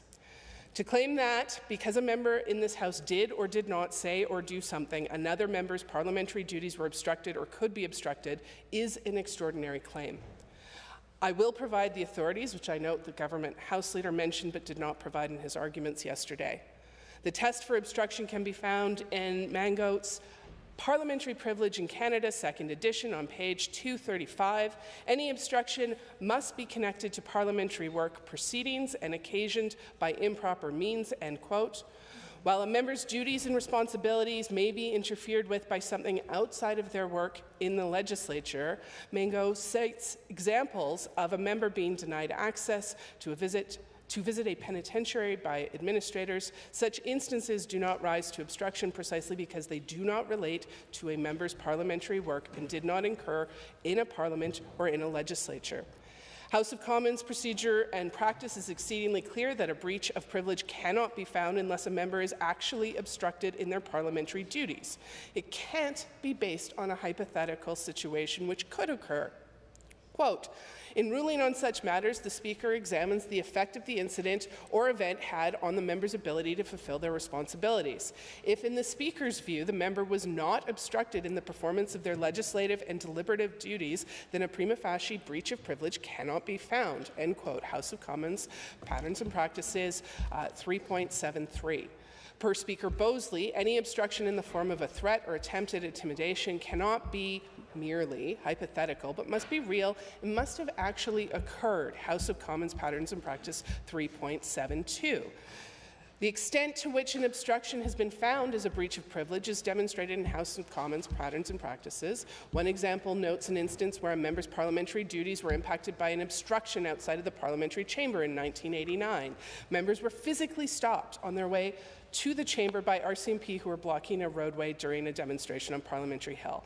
In this case, the prima facie matter of privilege existed. The matter was referred to the Standing Committee, which never reported on that matter, Section 3.75. In this case, there's nothing for the member to apologize for, precisely because he did nothing that could have obstructed another member in the performance of his or her duties. The facts are completely different. And I will note that the government House Leader in his arguments did not describe any member who was obstructed from performing their duty in this chamber. While it may be the government House Leader's opinion that the member's statements could in the future cause other people to obstruct, intimidate, or molest a member at some point in the future, that opinion about what might occur does not rise to an actual obstruction or to a point of privilege. While any member's personal data being exposed is a concern, that risk does not on its own constitute an obstruction or an instance of intimidation, and certainly not one caused by the member or by any statements he made or may not have made that the government House Leader may have deemed misleading or inaccurate. And I will again note in his arguments that the government House Leader chose to use paraphrases and no quotations from anything that has been said in this chamber to my read of his arguments. This argument is predicated on a potential future obstruction or interference that may occur outside the Assembly at the hands of unknown people. This point of privilege is not accusing the member for Edmonton Strathcona of interfering or obstructing other members. It is alleging that because he failed to do something, again I will note he called the RCMP at the time, an interference may take place involving unknown persons who are not members of the Assembly and are not bound by its rules and obligations. Additionally, in his remarks, the government House Leader also alleged that the member from Edmonton Strathcona failed to report information about this data breach to the Assembly and claimed that this would also contribute to a breach of members' privilege to be free from obstruction. Again, I will repeat, this Assembly is not the RCMP, is not Elections Alberta, is not the Privacy Commissioner. As the government House Leader said yesterday, his argument is based on the Leader of the Opposition's inactions, not his actions. Mr. Speaker, members in this chamber enjoy the privilege of freedom of speech, but that privilege also carries with it the freedom not to speak or to refrain from comment. It is a freedom from compulsion outside of some very specific circumstances, which are very clearly laid out in the standing orders, Mr. Speaker. Members are not obligated or compelled to speak in this Assembly on any given topic. This situation is absolutely not one of those specific circumstances outlined in our standing orders, Mr. Speaker. Privilege does not create a positive duty. There is no positive obligation placed on members to report potential wrongdoing in the Assembly at the first hint of potential wrongdoing by people outside of this Assembly, because the Assembly is not an investigative agency, Mr. Speaker, or a law enforcement agency. If this were the case, members opposite would have been required to report to the Assembly at the first moment they became aware of any malfeasance involving health procurement contracts with Sam Risch. Just to draw a comparison, Mr. Speaker. Furthermore, the Assembly does not enforce laws. There is no positive obligation to disclose concerns regarding a law enforcement issue to the Assembly in the law.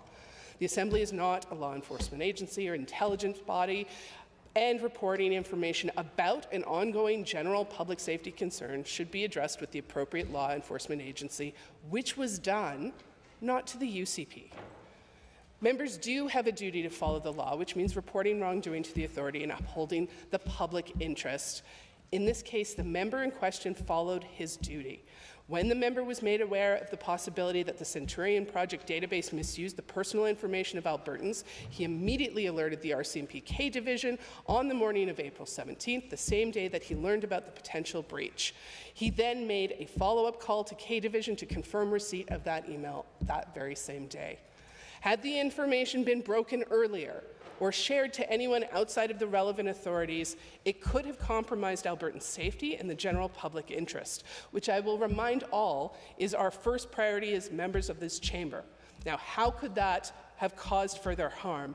Mr. Speaker, the more people who are aware of this live database that was sitting on the internet where anyone with a fake email account could sign up and search friends and neighbors and 3 million other Albertans, the more people who knew about it, the earlier it was disclosed to the public without being taken down, the more people could have been creating accounts, looking at data while the system was live and filled with that private information. By not announcing this in some public way, but instead reporting it to the appropriate authorities, the Leader of the Official Opposition was protecting the data of those 3 million Albertans. I will note that while the government House Leader has characterized the Leader of the Opposition's statements as misleading, he has absolutely stopped short of claiming that the Leader of the Opposition has misled the House. This is because the claim would have no merit. Statements made outside of the Assembly do not constitute breaches of privilege that members have inside the Assembly. The government House Leader also suggested members' privileges were breached when the Leader of the Opposition made, quote, misleading and inaccurate statements in the Assembly, end quote. His only support for this claim was to mischaracterize what was actually said by paraphrasing comments of the Leader of the Official Opposition at a press conference held outside of the chamber. The Leader of the Opposition stated that a Rob Smith was on this Zoom call. Whether it is the same Rob Smith who serves as the UCP president was unknown at the time the statements were made, and that was acknowledged at the press conference. The instance cited by the government House Leader concerns a Rob Smith, who is not a member of the Assembly. Privilege cannot be breached in relation to comments that may or not have been made about this individual. I would refer you again to your ruling on April 22nd, in which a point of order regarding an allegation against a non-member was not found, and also on page 622 of the third edition of Procedure and Practice, which states clearly that non-members may be referred to by name, especially in extraordinary circumstances of national or provincial interest. As has been raised and demonstrated countless times in this House, the relationship between the members of the government and the separatist movement in Alberta is friendly. A member of the Premier's own staff was on the same Zoom call where the separatists were showing off their access to the electoral list. Members opposite were also aware of this data breach and did not report it, and this was admitted to by the UCP caucus. If the Leader of the Official Opposition was obliged to report to the Assembly, which he is not, the same would apply to the members opposite who may have known this information. Again, this is not a breach of privilege, but if it were, it would also capture the conduct of the Premier and members opposite who were potentially made aware of the data breach at the hands of separatists and failed to notify the Assembly, or more importantly and more appropriately, the RCMP, Elections Alberta, and the appropriate authorities. As the Leader of the Official Opposition has stated, quote, if you discover your neighbour has robbed a bank, do you call them before you call the police, end quote. Without knowing which political party may have shared electors' lists and understanding the deep connections between the separatists and government members, it absolutely made sense to follow the law and report this to law enforcement and not to another political party who also has access to the electors' list, Mr. Speaker. This government's respect for ethics and law has been questionable at best. The government has repeatedly changed the laws to remove any barriers between the separatists and their referendum. This government has weakened the investigative powers of Elections Alberta against Elections Alberta's public advice, and in a way that now materially seems to impact this case based on news releases from Elections Alberta. There are other ethics and law judgment that has been questionable by the government, but I will not digress into that at this point, Mr. Speaker. But given the ethical record of this government has been a factor as we have managed this situation. Given this record, Mr. Speaker, one can see why there may be some reluctance on our part to alert members about potential wrongdoing before law enforcement has been alerted, while the database was live and anyone could create an account and access it, and before an investigation had been started. As the official opposition, our duty is to hold the government to account, not to give them a friendly heads up about an illegal action by their friends in the separatist movement, and certainly not before it was reported to the authorities and an investigation was started. I personally, as a member of the 3 million strong Alberta public whose information was made available, am glad that it was reported to the RCMP and that more people were not given access and the ability to search our information. And I will note that members of the Legislative Assembly are a very small portion of the number of vulnerable Albertans who are put at risk by this. To conclude, Mr. Speaker, this is not a point of privilege. The authorities describe that to find a breach of a member's freedom to carry out their parliamentary duties free from obstruction, intimidation, interference, or molestation, there must be a real demonstrated instance of those duties being obstructed. Mr. Speaker, the government House Leader did not and could not describe a member of this House who was obstructed in their parliamentary duties. And so based on the authorities in the previous rulings, I believe this matter cannot be deemed a point of privilege. The government House Leader has raised this point out of a theory that because the Leader of the Official Opposition, upon appropriately reporting his concerns to the RCMP, did not do something which he had no duty or obligation to do, other people outside of this legislature might at some point in the future obstruct, intimidate, or otherwise interfere with members carrying out their parliamentary duty. The Leader of the Opposition had one legal duty upon being made aware of this breach to report to the legal authorities, which he did on April 17th. It cannot be said that the Premier or the members opposite did the same after a member of their staff learned the same information at the same time. To find that privilege was breached because the Leader of the Official Opposition did not say or do something in the legislature could be a breach of his own privilege of freedom of speech as a member, which also carries with it a freedom from being unduly compelled to speak. To find a point of privilege because of an inaction would be to compel speech outside of what is required in our standing orders and would violate the member's freedom of speech. It would also prevent him from exercising effectively his duties as the Leader of the Official Opposition. A member of this chamber cannot reasonably be deemed to have breached the privilege of another member by not taking a specific action. This would be a rejection of the jurisprudence of this chamber and other parliaments around the privilege of freedom of speech, and the test for an obstruction of a member's duty is high. I would urge you, Mr. Speaker, to dismiss this frivolous point of privilege that, to quote the Justice Minister earlier from question period, seems to be intended to score cheap political points. I look forward to your ruling, Mr. Speaker. Thank you, Honourable Member. Having heard the submission from both sides, I will consider this carefully and will report back to the House, I expect Monday. So thank you for that. That for now, that puts this matter to rest. Until then, we are now at orders of the day. For second reading, Bill PR1, the Ranchmen's Club Ordinance Amendment Act 2026. Honourable Member CC. The Honourable Member for Edmonton Riverview. Thank you, Mr. Speaker. I rise to speak on behalf of my colleague, the member for Calgary Buffalo, who is the sponsor of Bill PR1, the Ranchmen's Club Ordinance. This bill updates financial rules and modernizes the club's name. The Ranchman Club is a historic institution in Alberta. It is located in my colleague's riding, Calgary Buffalo, and the club was established way back in 1891 and is Alberta's only platinum-ranked private club. It is among the top 1% of private clubs worldwide for excellence, amenity quality, and service. Members are given the opportunity to network, cultivating relationships. With that, I move second reading of Bill PR1, the Ranchmen's Club Ordinance, on behalf of my colleague, the MLA for Calgary Buffalo. Any other members to speak? Seeing none, the Honourable Member for Edmonton Riverview has moved second reading of Bill PR1, the Ranchman Clubs Ordinance Amendment Act 2026. Does the Assembly agree to the motion for second reading? All those in favour, please say aye. Aye. Any opposed, please say no. That motion is carried. Bill PR1, the Ranchmen's Club Ordinance Amendment Act 2026, is now read a second time.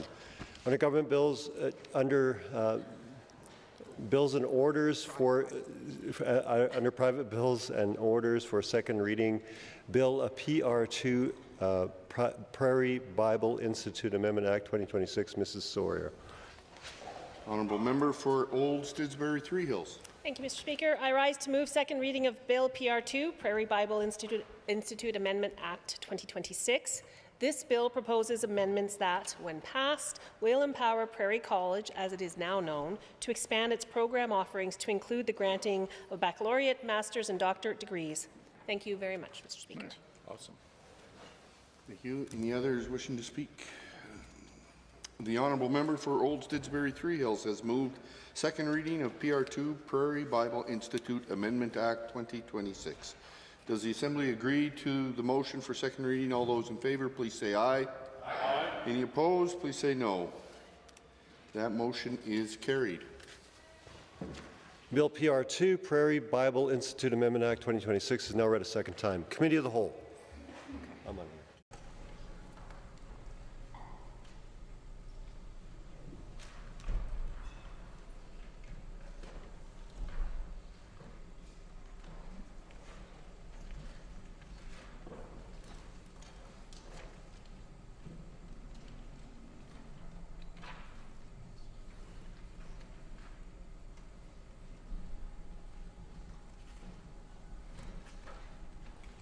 Members, I would like to call the committee to order. The Committee of the Whole has under consideration Bill PR1, the Ranchmen's Club Ordinance Amendment Act 2026. Are there any comments, questions, or amendments to be offered with respect to this bill? Seeing none, we call the question on Bill PR1, the Ranchmen's Club Ordinance Amendment Act 2026. On the clauses of the bill, are you agreed? Agreed. Any opposed? That's carried. On the title and preamble, are you agreed? Agreed. Any opposed? That is carried. Shall the bill be reported? Are you agreed? Agreed. Any opposed? That is carried. Honourable members, the Committee of the Whole has under consideration Bill PR2, Prairie Bible Institute Amendment Act 2026. Are there any comments, questions, or amendments to be offered with respect to this bill?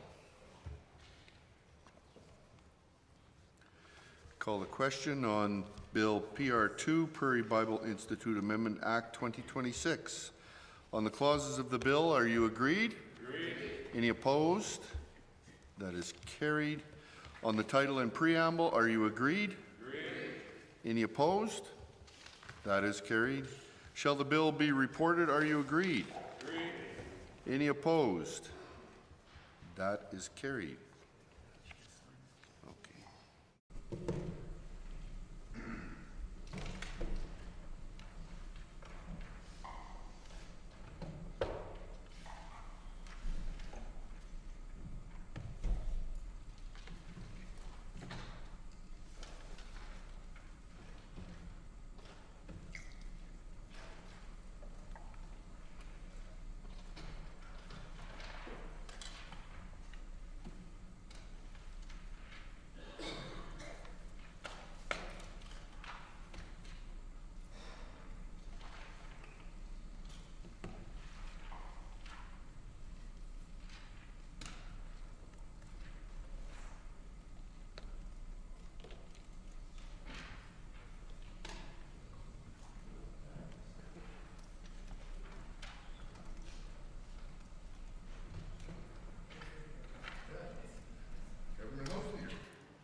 Yes, Mr. Chair.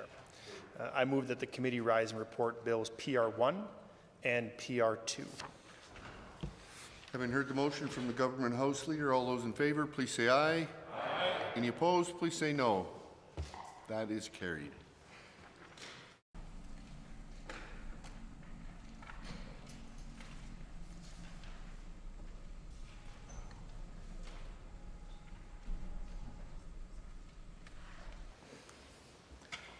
Member from Lacombe-Panoka. Mr. Speaker, the Committee of the Whole has had under consideration certain bills. The committee reports the following bills: Bill PR1, Bill PR2. Does the Assembly concur in the report? All those in favour, please say aye. Aye. Any opposed, please say no. That is so ordered. Under Government Motions, Government Motion 42, the Honourable Mr. Scow. Honourable Government House Leader. Thank you, Mr. Speaker. I rise to move Government Motion 42 on the order paper, which reads as follows. Be it resolved that when further consideration of Bill 25, an act to remove politics and ideology from the classroom and amend the Education Act 2026 is resumed, not more than 1 hour be allotted to any stage of the consideration of the bill. B, when further consideration of Bill 28, Municipal Affairs and Housing Statute Amendment Act 2026 is resumed, not more than 1 hour be allotted to any stage of consideration of the bill. C, when further consideration of Bill 29, Health Statutes Amendment Act 2026 is resumed, not more than 1 hour be allotted to any stage of consideration of the bill. D, when further consideration of Bill 32, Electoral Boundaries Commission Amendment Act 2026 is resumed, not more than 1 hour should be allotted to any stage of consideration of the bill. And E, upon expiry of the time allotted under these clauses A through D, for each stage of consideration of a bill, every question necessary for the disposal of the bill at that stage shall be put forthwith. Now, Mr. Speaker, Government Motion 42 would program 4 government bills in order to promote quality of debate, diminish time wasted in divisions, and expedite the passage of these important bills so that they can be positively implemented to impact the lives of Albertans. Government Motion programs the bills mentioned as they're read out of the motion. These bills would have an important positive impact on Albertans' lives, and it is important that this government use these pieces of legislation for the intended purpose which they've all been argued, Mr. Speaker, and given that I've mentioned 4 instead of 1, I'll just reference them all as a whole. Now, this motion also ensures that these bills are passed in a timely manner after receiving thorough consideration and debate in the Assembly over 5 hours each.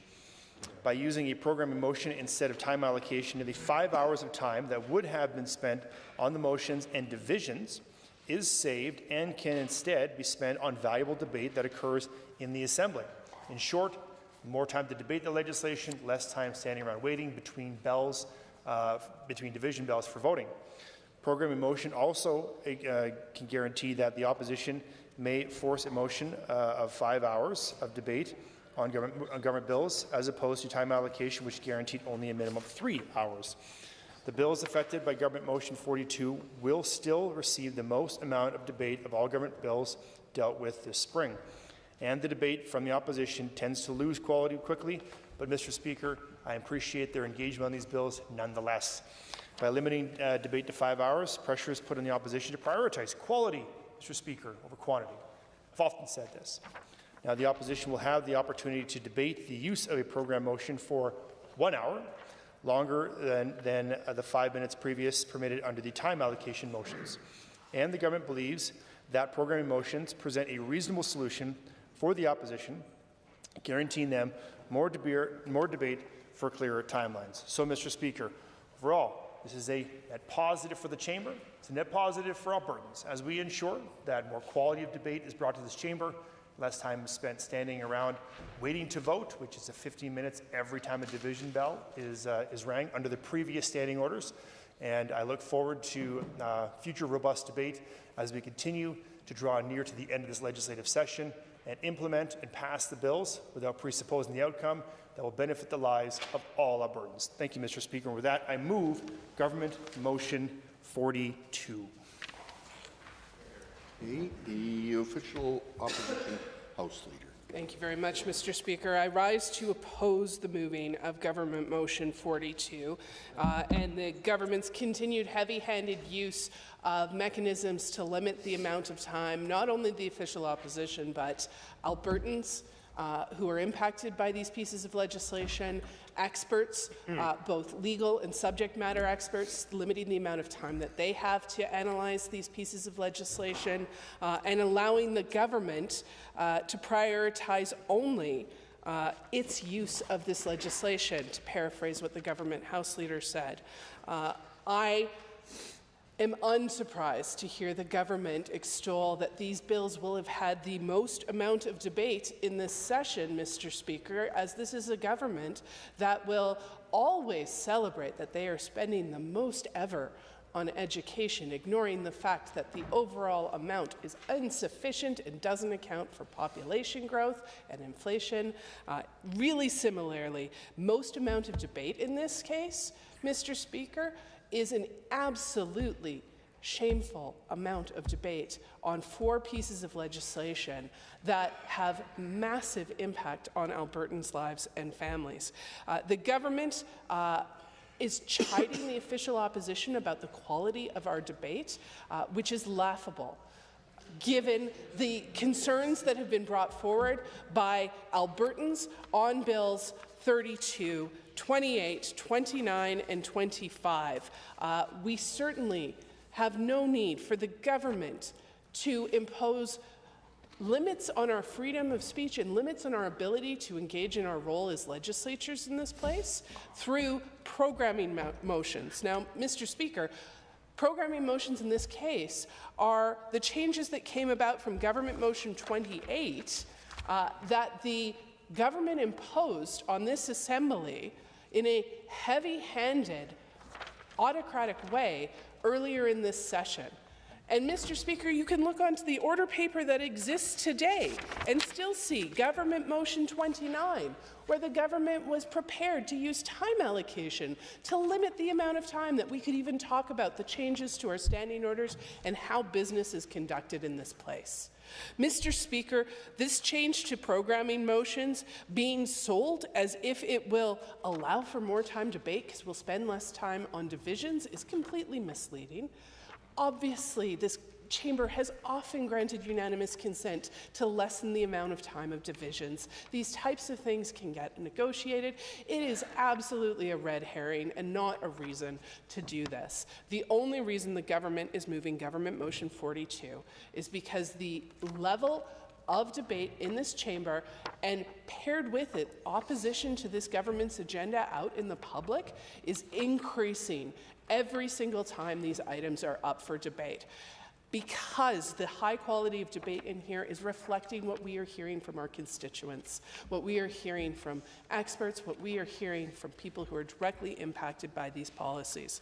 The 4 pieces of legislation that are being limited with this programming motion include changes to the electoral boundaries after this government used Government Motion 37 to take a constitutional majority recommendation from the Independent Boundary Commission, throw it out the window, and bring in a completely illegitimate process that has never happened here before, that we believe is unconstitutional, and people outside of this chamber would agree, to allow MLAs to draw the electoral map because the majority recommendation was one the government didn't support. That is just one of these 4 pieces of legislation. This bill is also, this programming motion 42 is also limiting debate on Bill 28, the Municipal Affairs and Housing Statutes, which I can summarize as the UCP, again, exerting more control over municipalities, because we see over and over that this government has no respect for municipalities, and whenever possible, this government will seek to enrich itself with more power and control in all aspects. I will say that on Bill 28, the public discourse on this continues. As more and more people become aware of this, outrage is what I am seeing, Mr. Speaker. When I visit community leagues and talk to constituents, the questions that they have for these bills, by limiting the time and debate, they are limiting Albertans' access to this information. And that goes the same for the other 2 bills, Mr. Speaker, which I haven't even had a chance to speak to. Shameful. Any others wishing to speak to the motion? The member for Edmonton City Centre. Thank you, Mr. Speaker. Appreciate the opportunity to respond to this motion from the government. You know, Dr. Jared Wesley, political scientist at U of A, recently wrote on his Substack an extensive article about how we need to be communicating with Albertans about the crisis of liberal democracy in Alberta these days. Dr. Wesley says, quote, "The Alberta government's approach to politics is not normal. Its supporters will say otherwise, but you can remind them that no other governments in Canada are rigging rules to support their political aims with as much frequency." Dr. Wesley goes on. Other governments may seek to consolidate power in the Premier's office, but none are actively removing checks and balances to abuse their power to this extent. This is a neutral voice, Mr. Speaker. This is not a partisan individual. This is someone with deep knowledge and experience in politics. And he is calling his government out. He lays out three very simple principles by which to judge a government's behavior. He says, we look at whether they believe that everyone must play by the same rules.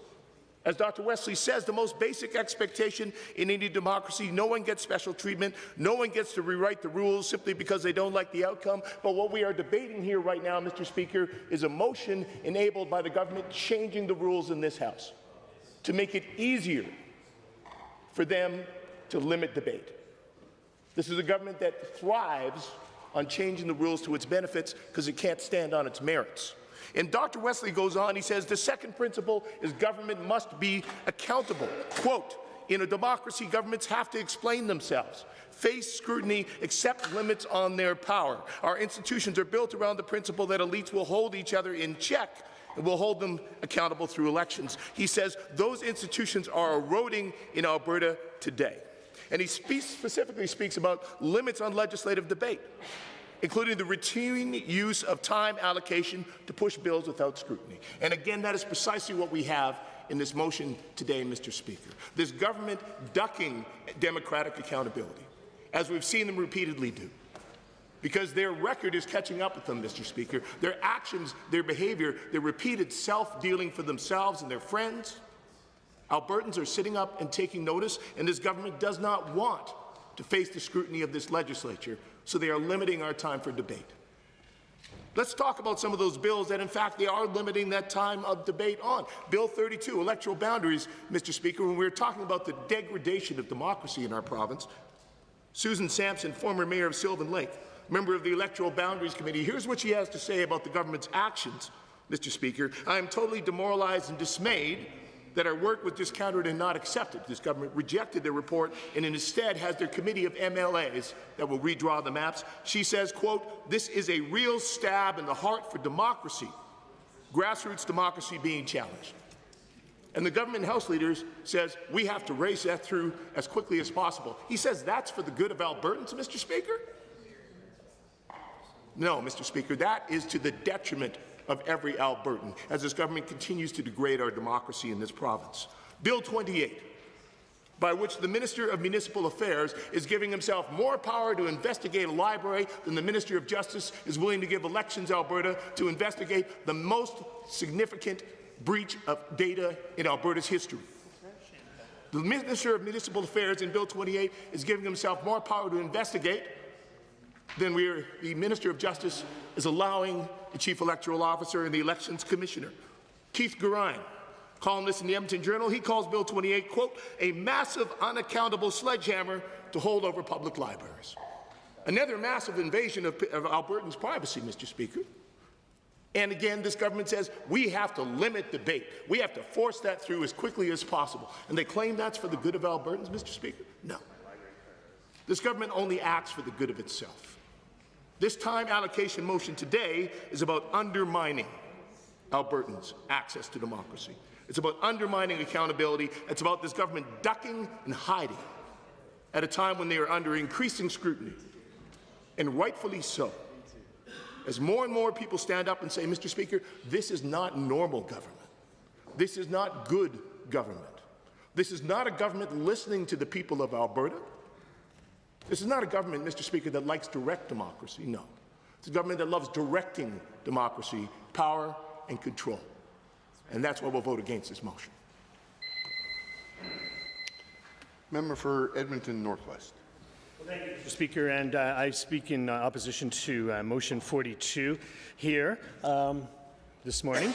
I think that it's deeply ironic that we are limiting debate on these 4 bills, because I can see in the time that I've been in the legislature more than anybody else in this place that I've never seen such generational changes as the health bill, Bill 29, bringing in 2-tier private American-style health care to the province of Alberta. We haven't seen anybody dare to do this in this House ever, and it's now just part of a suite of bills that are now being limited in the regards to the debate. Another one, the Boundaries Commission, again, an unprecedented attack on the democratic principle of an independent commission drawing the boundaries of our electoral districts and moving that to a UCP-dominated committee for them to draw the boundaries. I mean, again, this defies not just democracy, as my colleagues mentioned, but it defies logic and reason as well. And if this government thinks that they can get away with that kind of thing without scrutiny, they're dead wrong. Absolutely wrong. And for the Minister of Advanced Education, who claims that he's an economist, this is a terrible waste of money as well, and time and effort. There's better people over there somewhere. Dig deeper, UCP members. Dig deeper and do the right thing. In regards to the Municipal Affairs Bill, I didn't get much of a chance to debate on it, but the part that I find most egregious about this, and it has not been debated sufficiently, is the minister's ability to reach into libraries and to control what books are being used, to ban books, and to set regulation on libraries. Well, I can tell you, Mr. Speaker, that I use my library card every single week, and I make the choices of what books that I am choosing to sign out, and for my family and for my grandchildren as well. This is not a prop, Mr. Speaker. This is a library card. Many of these people over here probably don't even know what it is because they haven't darkened the door of a library except to go in and ban books. That is a big reason why I am voting against Motion 42. It's absolutely ridiculous. The education bill, again, I met with a group of teachers last night, and they said, we can't even begin to even know how to comply to Education Bill 25 because we are human beings, and we teach human subjects about human nature, and all of those things have inherent bias in them. The idea that we're not teaching reading and writing and logical thinking and mathematics in our schools is absolutely insulting to those teachers. They know that they do so. They know that they've done more than they ever have in regards to basics. I know as education minister, I compelled schools to make sure that they were teaching mathematics and teaching language and logical thinking skills and critical thinking skills. And this government comes around after saying that they wanted to secure some truce with the teachers. Within 24 hours, they went back to attacking teachers with Bill 25. I find it disgusting, and we have not debated this sufficiently to ensure that the needs of our families, of our teachers, of our society are met through these important bills that are before us here today. And so, the next time this government chooses to make generational changes to the Boundaries Commission, to our education system, to try to privatize health care, to take away powers from municipalities, they better think twice, because Albertans will not stand for it. They're watching what's going on here today, and they will make sure that they vote with their ballots in the next election. Part of the reason that this government wants to cheat on the Electoral Boundaries Commission is that they know that the mounting pressure is moving against them. They like to hide behind polls and whatever things they tell each other and tell themselves to reassure themselves that, oh, don't worry, we'll fix the Boundary Commission. It's not a big deal. These things add up over time. And Albertans, you must, appreciate the intelligence they have and the memories they have about how this government has operated, not just in the last few months, but in the last 7 years. Thank you. Thank you. I'll remember all members of the Assembly that any use, I would consider a library card to be a prop. Wasn't egregious, but I would ask all members to refrain from utilizing props during their time of speaking. The member for Calgary Northeast. Thank you, Mr. Speaker. In 1774, a member of Parliament from Bristol, UK said, and I quote, "Parliament is a deliberative assembly of one nation with one interest, and that of the whole, where not local purposes, not local prejudices ought to guide, but the general good resulting from the general reason of the whole." End quote. Mr. Speaker, I want to stress that Edmund Burke clearly said that general good results from the reason of the whole. With time allocation motion, UCP government is limiting debate, discouraging reasoning, and working against the general good. But before we go any further, let us look at the history of time allocation motions in Alberta. Mr. Speaker, the facts, the numbers, and the stats are clear. UCP has used more than 54% of all time allocation motions in the history of the province. And it just doesn't stop there. They have used the notwithstanding clause against the most vulnerable children, not once, not twice, but 3 times. They have used notwithstanding clause against teachers, parents, and our future generations by ramming Bill 2 in a single day using this time allocation motion. My constituents elected me because they want lower insurance rates. My constituents elected me because they want more schools in our communities. They want a safe and a better future for everyone in these communities. And today, they are wondering, when they are watching this debate, that why is this government limiting the debate to discuss the issues that impact their lives? Why is this government discouraging reasoning to find solutions to their problems? Why is this government not allowing the elected officials to represent the concerns of their constituents? And these are serious questions, Mr. Speaker, and they deserve serious answers. Because when democracy is threatened, entire society is threatened. Why can't this government let the members of this House to represent their constituents? Why can't this government let the members of this House to debate on the bills that impacts the lives of their constituents? Why can't this government let democracy work through debate, through scrutiny, and through the voices of the people who sent us here?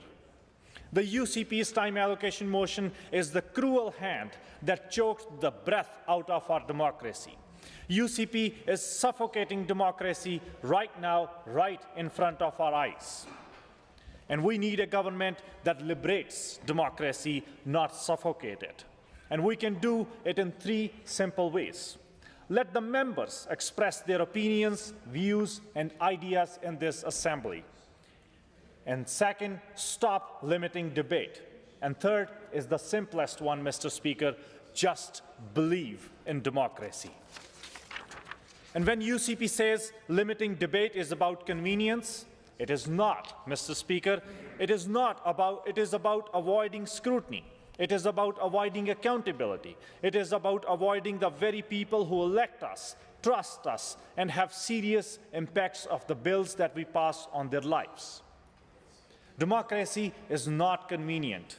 It was never meant to be convenient. It is complex, it is messy, it is tedious. But that is not the flaw in democracy. That is democracy. Mr. Speaker, I am glad we live in a democratic society. There will be elections next year. Albertans will get to choose their government. Albertans will have a better choice than this government because they deserve better government.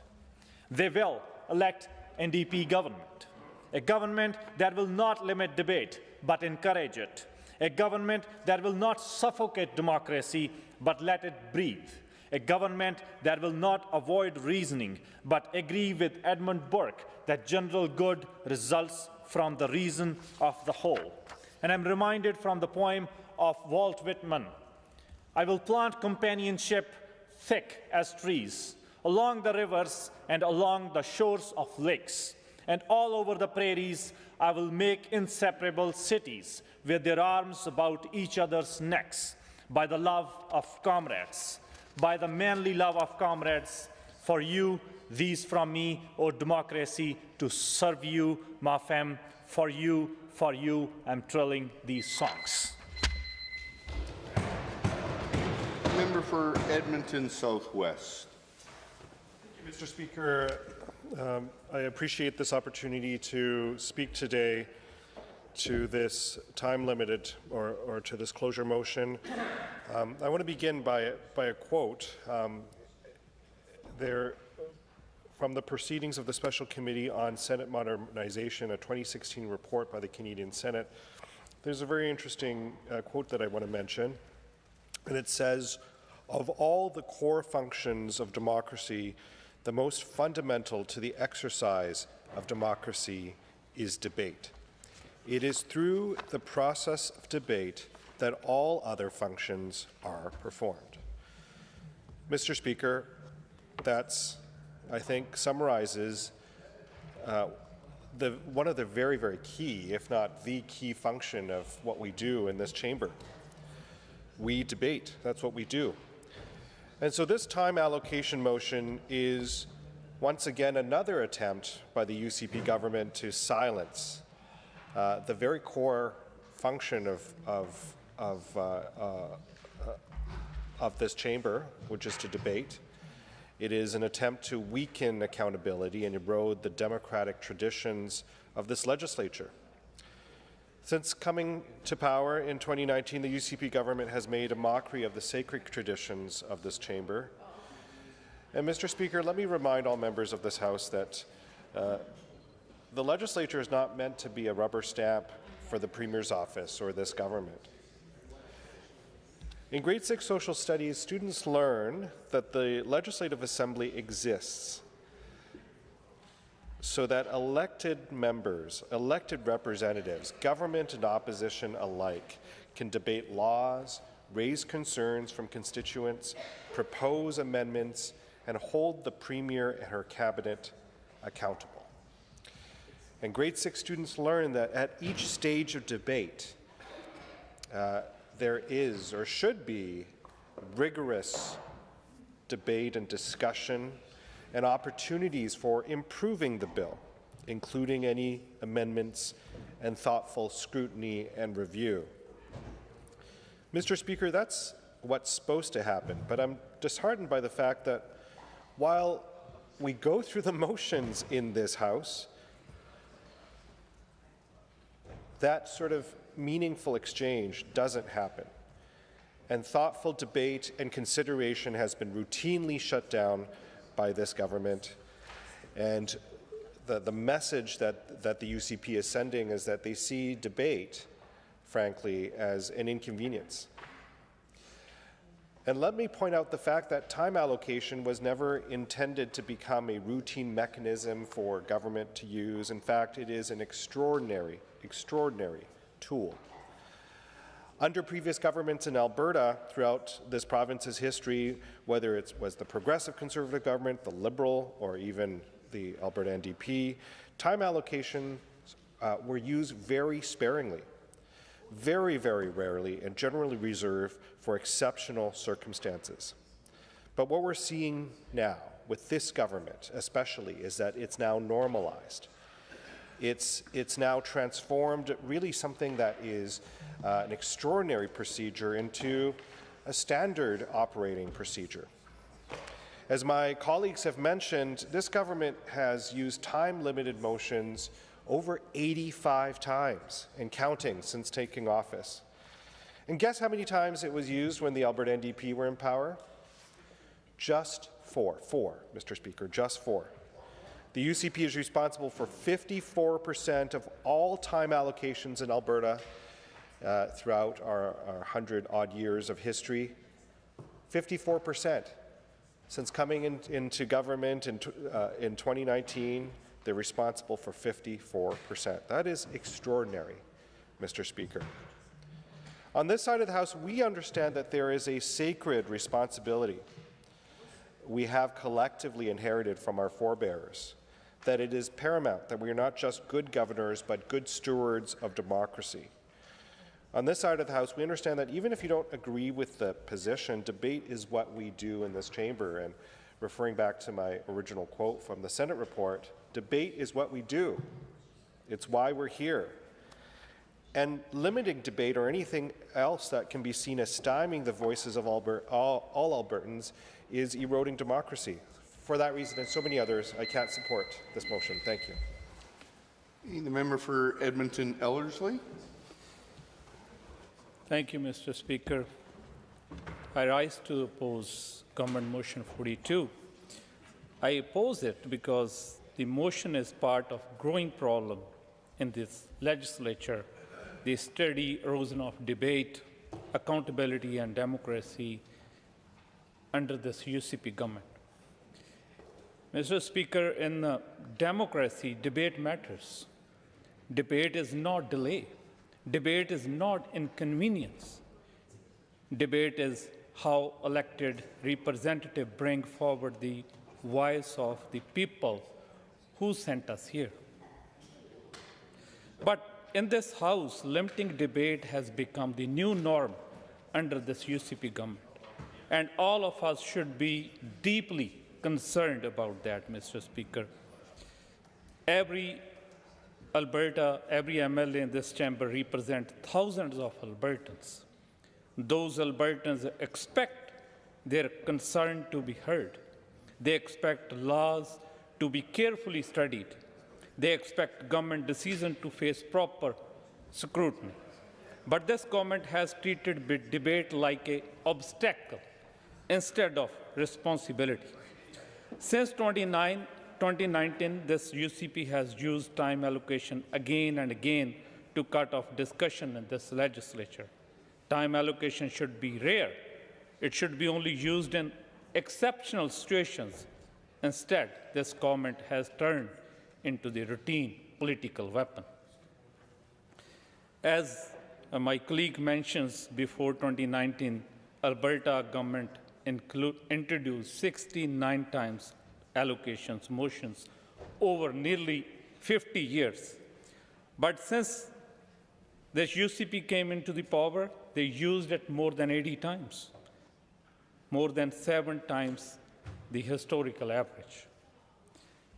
Think about that for a moment. This government alone is responsible for more than half of all the time allocation motions used in Alberta since 1937. This is not balance, this is not leadership, and this is not healthy democracy. That is government shutting down debate because it does not want to hear criticism. We saw it again in this session, and during the fall 2025 sitting alone, the government introduced 13 time allocations, Mr. Speaker. And now, in this spring session, they have already used it again to force through their deeply controversial boundary redraw process. Albertans are paying attention, Mr. Speaker. They see bill being rammed through this House. They see debate cut off. They see opposition MLAs silenced before many even get chance to stand and speak for their constituents. And it goes beyond time allocation. This government has ended session early when it suited them. They have limited opportunities for meaningful discussions. And despite years in office, they have refused to pass a single private member's bill from the official opposition. Not one, Mr. Speaker. That sends a clear message. It tells Albertans this government believes good ideas only can come from one side of the House. It tells Albertans that cooperation and collaboration are not welcome here. Mr. Speaker, democracy is strongest when government are willing to listen, even when they hear something they do not like. Strong government do not fear debate. Confidence government do not silence scrutiny.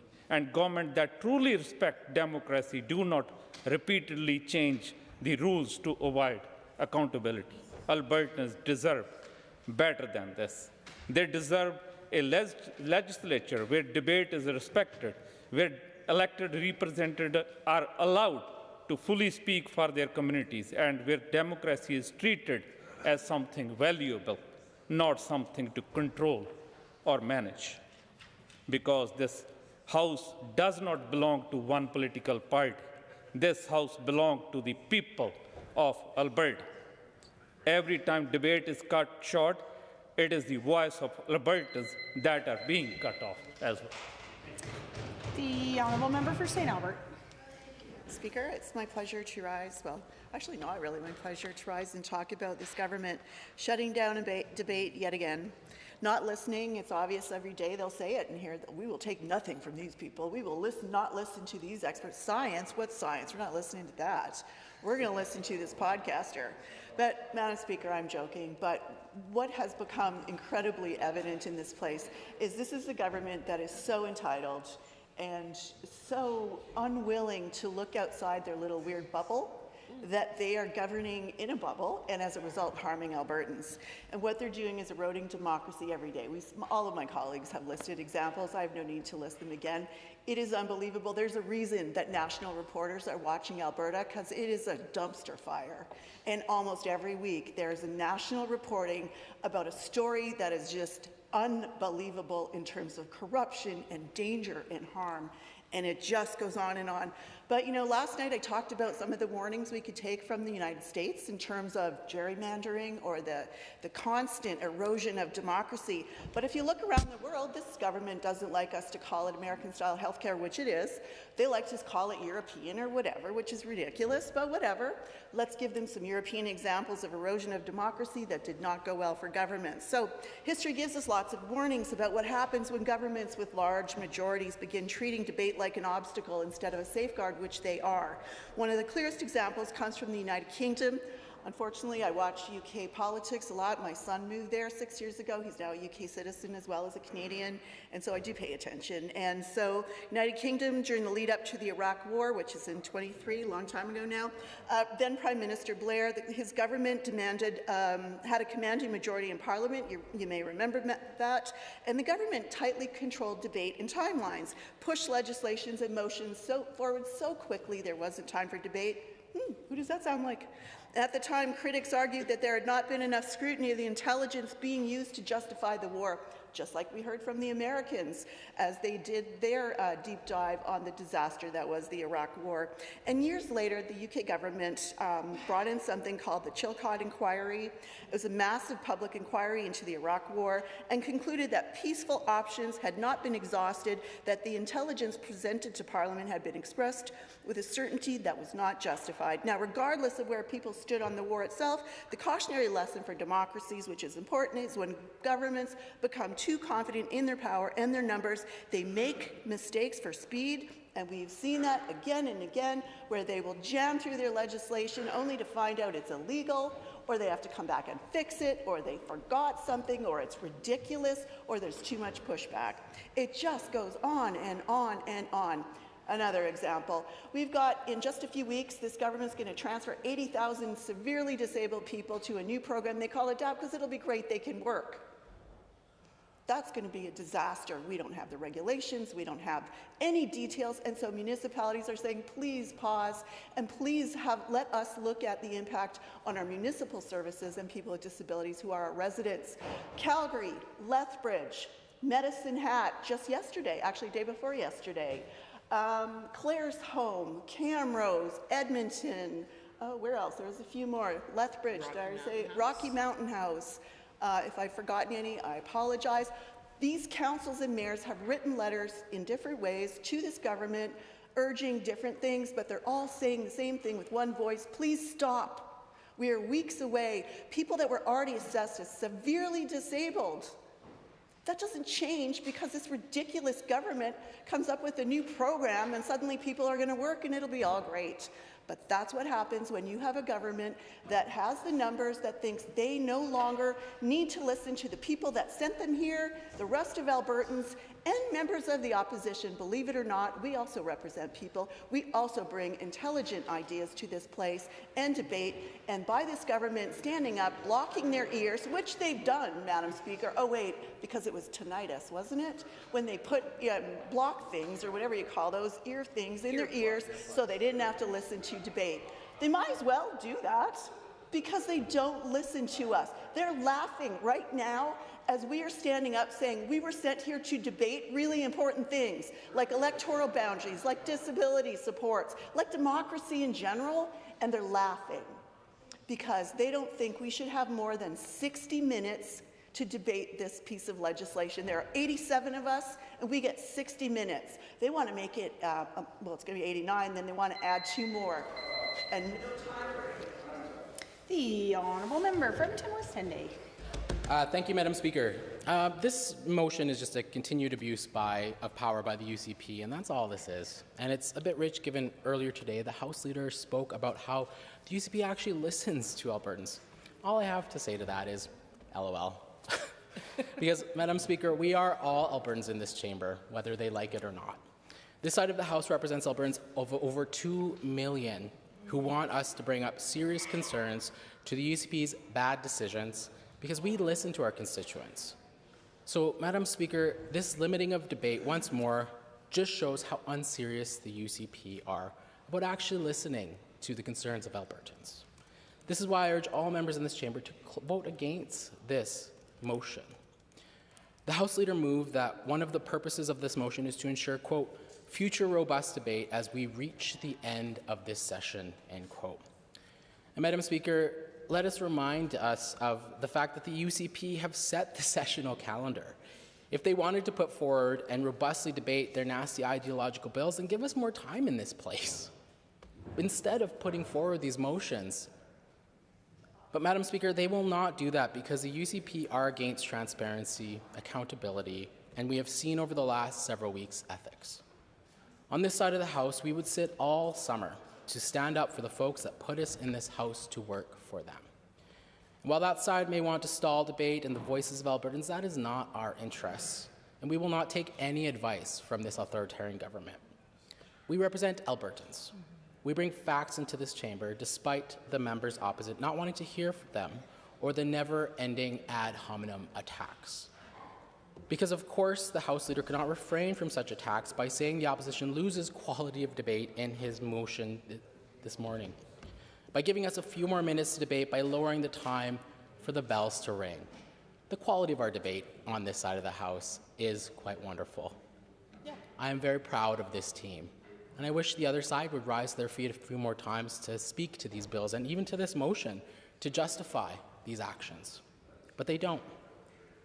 For a government that sits up in this chamber, arrogant as can be, that the legislation they're putting forward is good for Albertans, but then turn around and abuse their powers that they continue consolidating into the hands of the few, the executive branch of our system, the cabinet, or their several committees that they create, including the Illegitimate Boundaries Committee. And whether it's creating that Mustang Court to redraw the riding boundaries of this province of Alberta, book banning, an act directly out of the MAGA playbook. Madam Speaker, I bring this up because we know the courts are clear, and I know there are some lawyers on the other side, and perhaps some armchair lawyers too, who understand the government decisions are not free from immunity of legal scrutiny. Because what the law says, that banning books in Canada is contrary to the Charter. Madam Speaker, no one in this House wants children to have access to pornography. To state otherwise is gross and the worst type of partisanship and the worst part of politics. Limiting debate to these highly emotional bills proposed by the UCP that take away the rights of Albertans is an abuse of power. And the UCP should be ashamed for stifling the voices of half of our province because they do not want us to do our jobs in the people's house.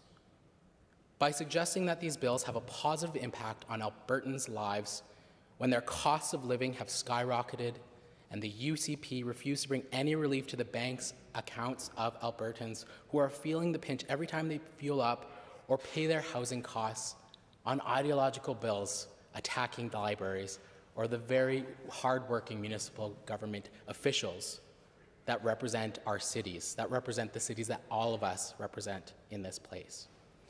But Madam Speaker, closing debate on these very important conversations that Albertans elect us to have in this place, especially on Bill 32, as they did in Motion 37 just a few days ago, also moved by this House Leader, is very bad. Especially given the House Leader's comments that we have 5 hours instead of 3 hours under time allocation is a joke, and no one is laughing, Madam Speaker. And perhaps that's why the UCP is also laughing when we talk about them being undemocratic and their decisions taking away the rights of Albertans. This motion is no different. And Madam Speaker, while the other side may not like what this side of the House has to say, His Majesty's loyal opposition, we have the responsibility of holding the government accountable, especially when it overreaches and consolidates power in authoritarian ways. Madam Speaker, Albertans deserve so much better. Are there others to join the debate? The honourable member for Calgary. Yeah, Glenmore. Thank you, Madam Speaker. We have heard a lot of passionate speeches from my colleagues on Government Motion 42 that would limit debate in the legislature. And it's passionate because we care, Madam Speaker. We actually care about representing Albertans and representing our constituents. And we take this job seriously. We actually feel the responsibility of being here. And time again, the UCP continues with their tactics to ram through bills using time allocation, cut debate on egregious bills, end legislative sessions early, and refuse to pass a single private member bill from the official opposition. It's almost like the UCP doesn't like showing up to work. And it's lazy governance, Madam Speaker. It is lazy governance. We are paid by taxpayers, Madam Speaker, to show up here. We work for Albertans. Let's not forget that. They are our bosses. So we need to show up and actually do the work. The UCP cut debate short, limit other members' rights, our rights to speak and represent our constituents, push through awful legislation without the Legislative Assembly's duty to scrutinize laws under debate. The UCP doesn't care about democracy, but it's important for the members opposite to understand how the UCP actions harm civic engagements and Albertans' ability to learn and to be in the know of what's happening in our province. And this motion is eroding parliamentary scrutiny and oversight, and that's literally our job as the official opposition. Time allocation forces a vote before all concerns may have been voiced, Madam Speaker. And the UCP is turning the legislature into a rubber stamp for the UCP's horrible agenda rather than a thoughtful legislative body. Madam Speaker, this motion is limiting debate on the bill responsible for redrawing Alberta's electoral maps through a UCP majority committee. It's limiting debate on the ridiculous book bans they're doing in libraries because they do not want Albertans to know more. And this is silencing minority voices. And the primary role of the opposition is to critique and propose alternatives. And this pattern of cutting debate strips the official opposition, us, of this right, which is also the public's rights, which is Albertans' right, Madam Speaker. Albertans and our constituents deserve to know about these horrible bills that the government keeps ramming through in every session. Madam Speaker, forcing votes under a time allocation is reducing government accountability, which is obviously the UCP's goal here. They don't want people to know. Avoiding tough questions so they can ram through questionable legislation before Albertans can actually know. Between a crisis in affordability, kids, life, schools, it's very hard to keep up, Madam Speaker.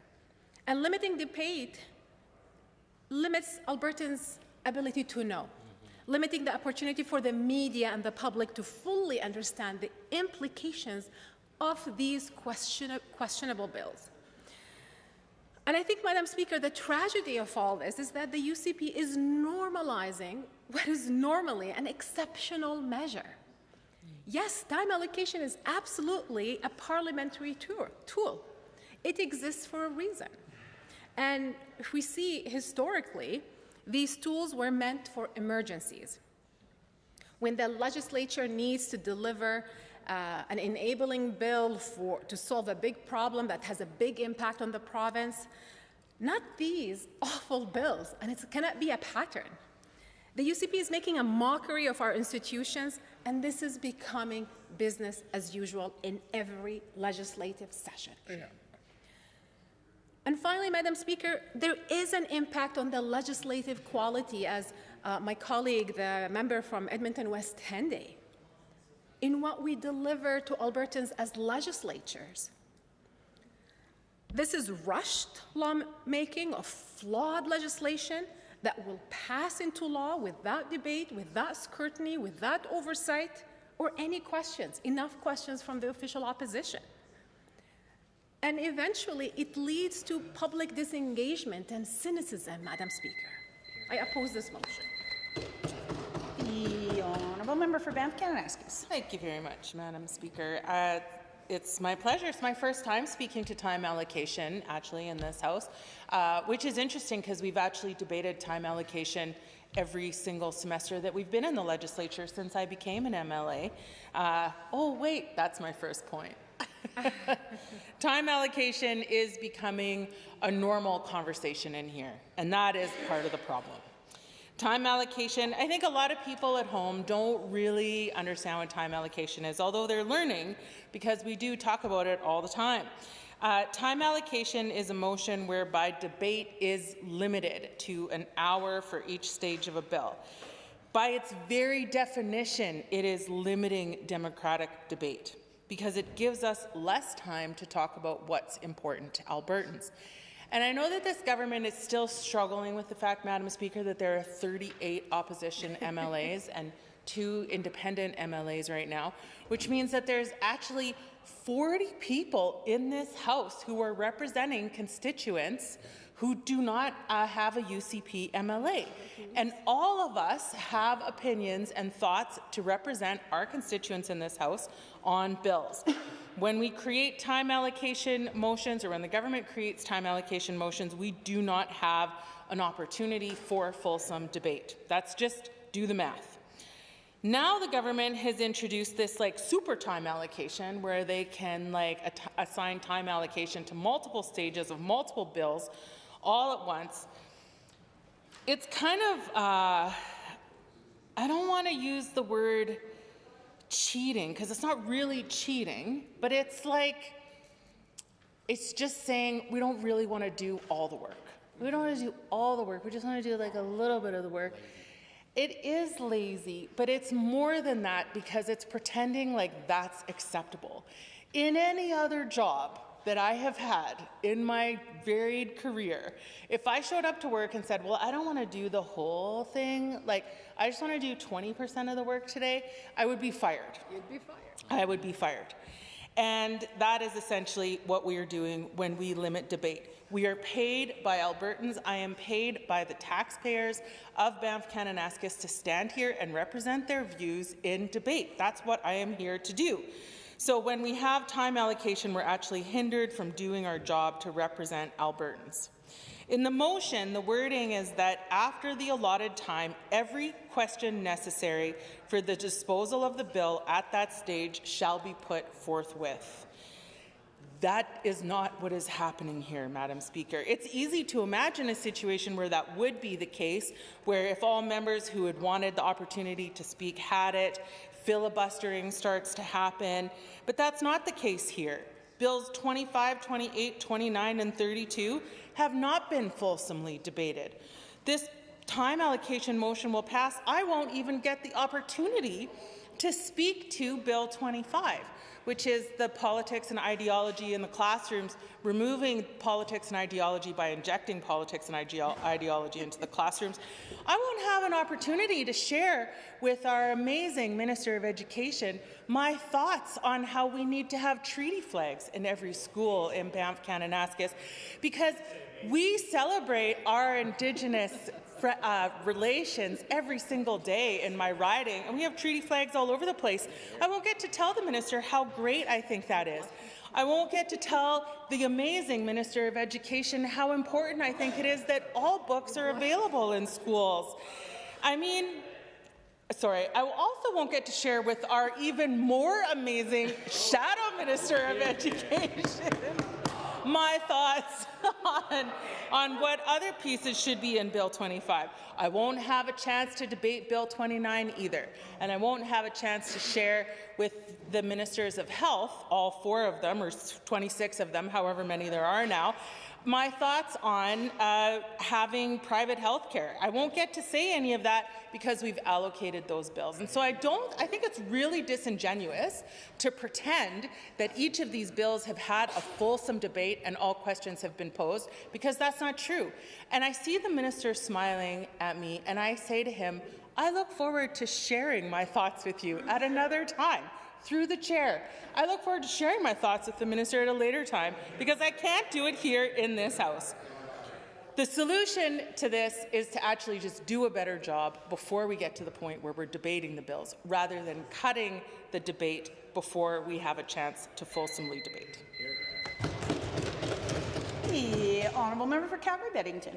Thank you so much, Madam Speaker. I'm pleased to rise and offer my thoughts on time allocation. Thank you to the member for Banff Kananaskis for her comments. And I would say to the Minister of Education, if you want more comments about how fabulous and amazing you are, we could definitely consider reducing the use of time allocation. That would give us more time in debate. And who knows what kind of compliments may flood and flow over to the other side. Not guaranteed. Let's roll the dice on it. Let's roll the dice on it. Yesterday, when I was in debate, Madam Speaker, I was speaking to Bill 28, and I thought forward to today because I knew that we were going to be doing this debate today on these time allocation motions. And during that debate, the bill sponsor, the Minister of Municipal Affairs, he rose and he wanted to intervene. And at the time I thought, what a shame. It would actually be nice if we had the time to engage in some debate, to have conversations across the aisle, but I was unable to accept his intervention because I had such a limited amount of time to speak to the bill.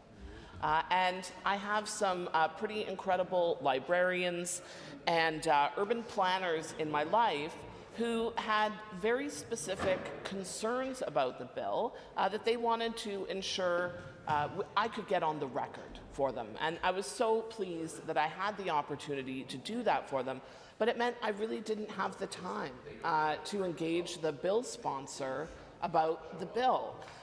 And that is where I think that time allocation truly fails us, because it does limit those opportunities for us to have fulsome discourse. Now, particularly when we are talking about Bill 28, Madam Speaker, a lot has been said. And of course, with any kind of omnibus bill like that touches on so many pieces of legislation, so many organizations and stakeholders are impacted by the changes that come with a bill like Bill 28. And it is a real shame, Madam Speaker, that we barely had time. I didn't even get through half of my notes yesterday.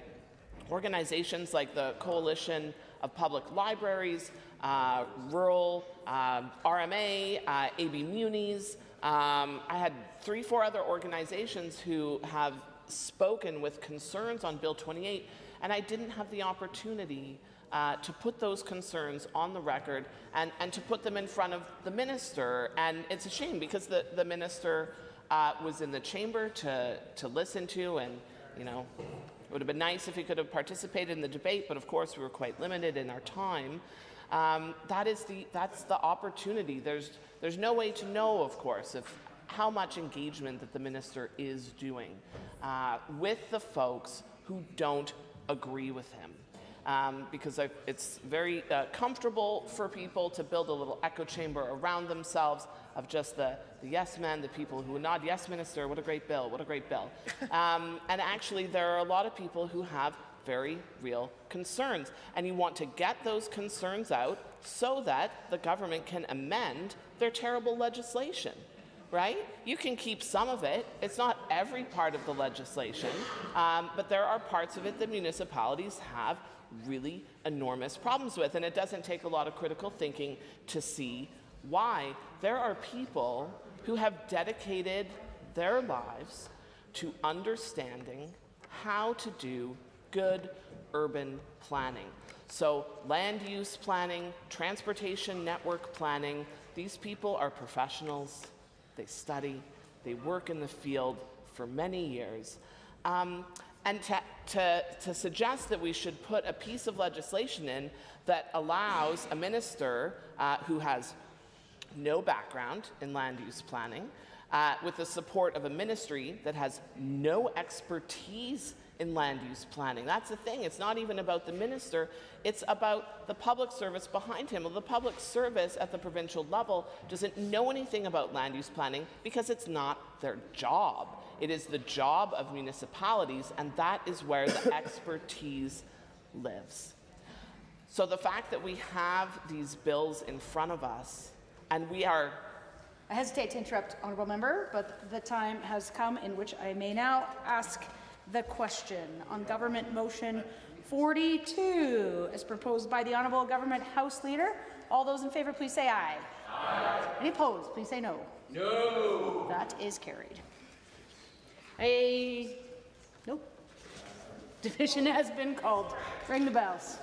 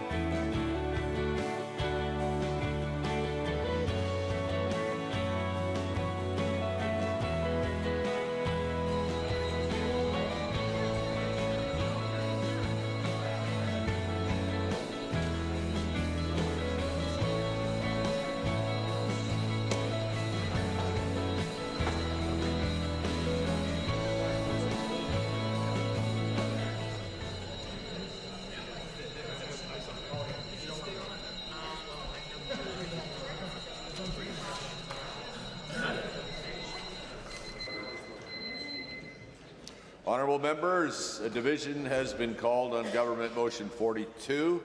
All of those in favour of Motion 42, please now stand.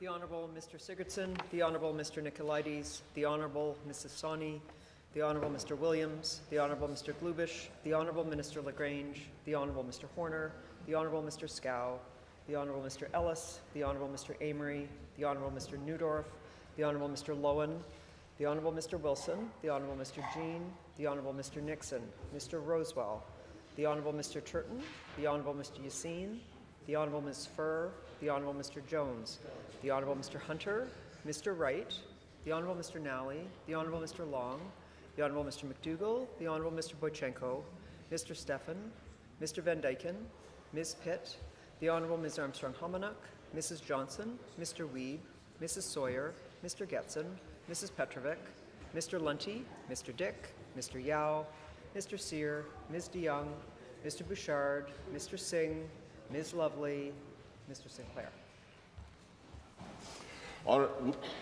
Honourable members, those opposed to Government Motion 42, please now stand.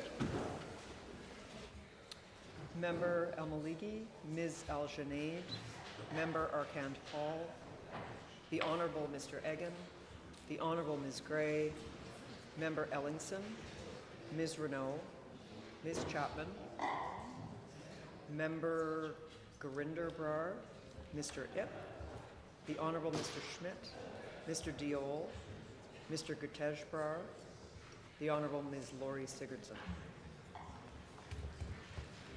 Mr. Speaker, total for the motion 44, total against 14. Honourable members, that motion is carried. Under Government Bills and Orders for Third Reading, Bill 31, Red Tape Reduction, Statutes Amendment Act 2026, the Honourable Mr. Nally. The Honourable Minister of Red Tape Reduction.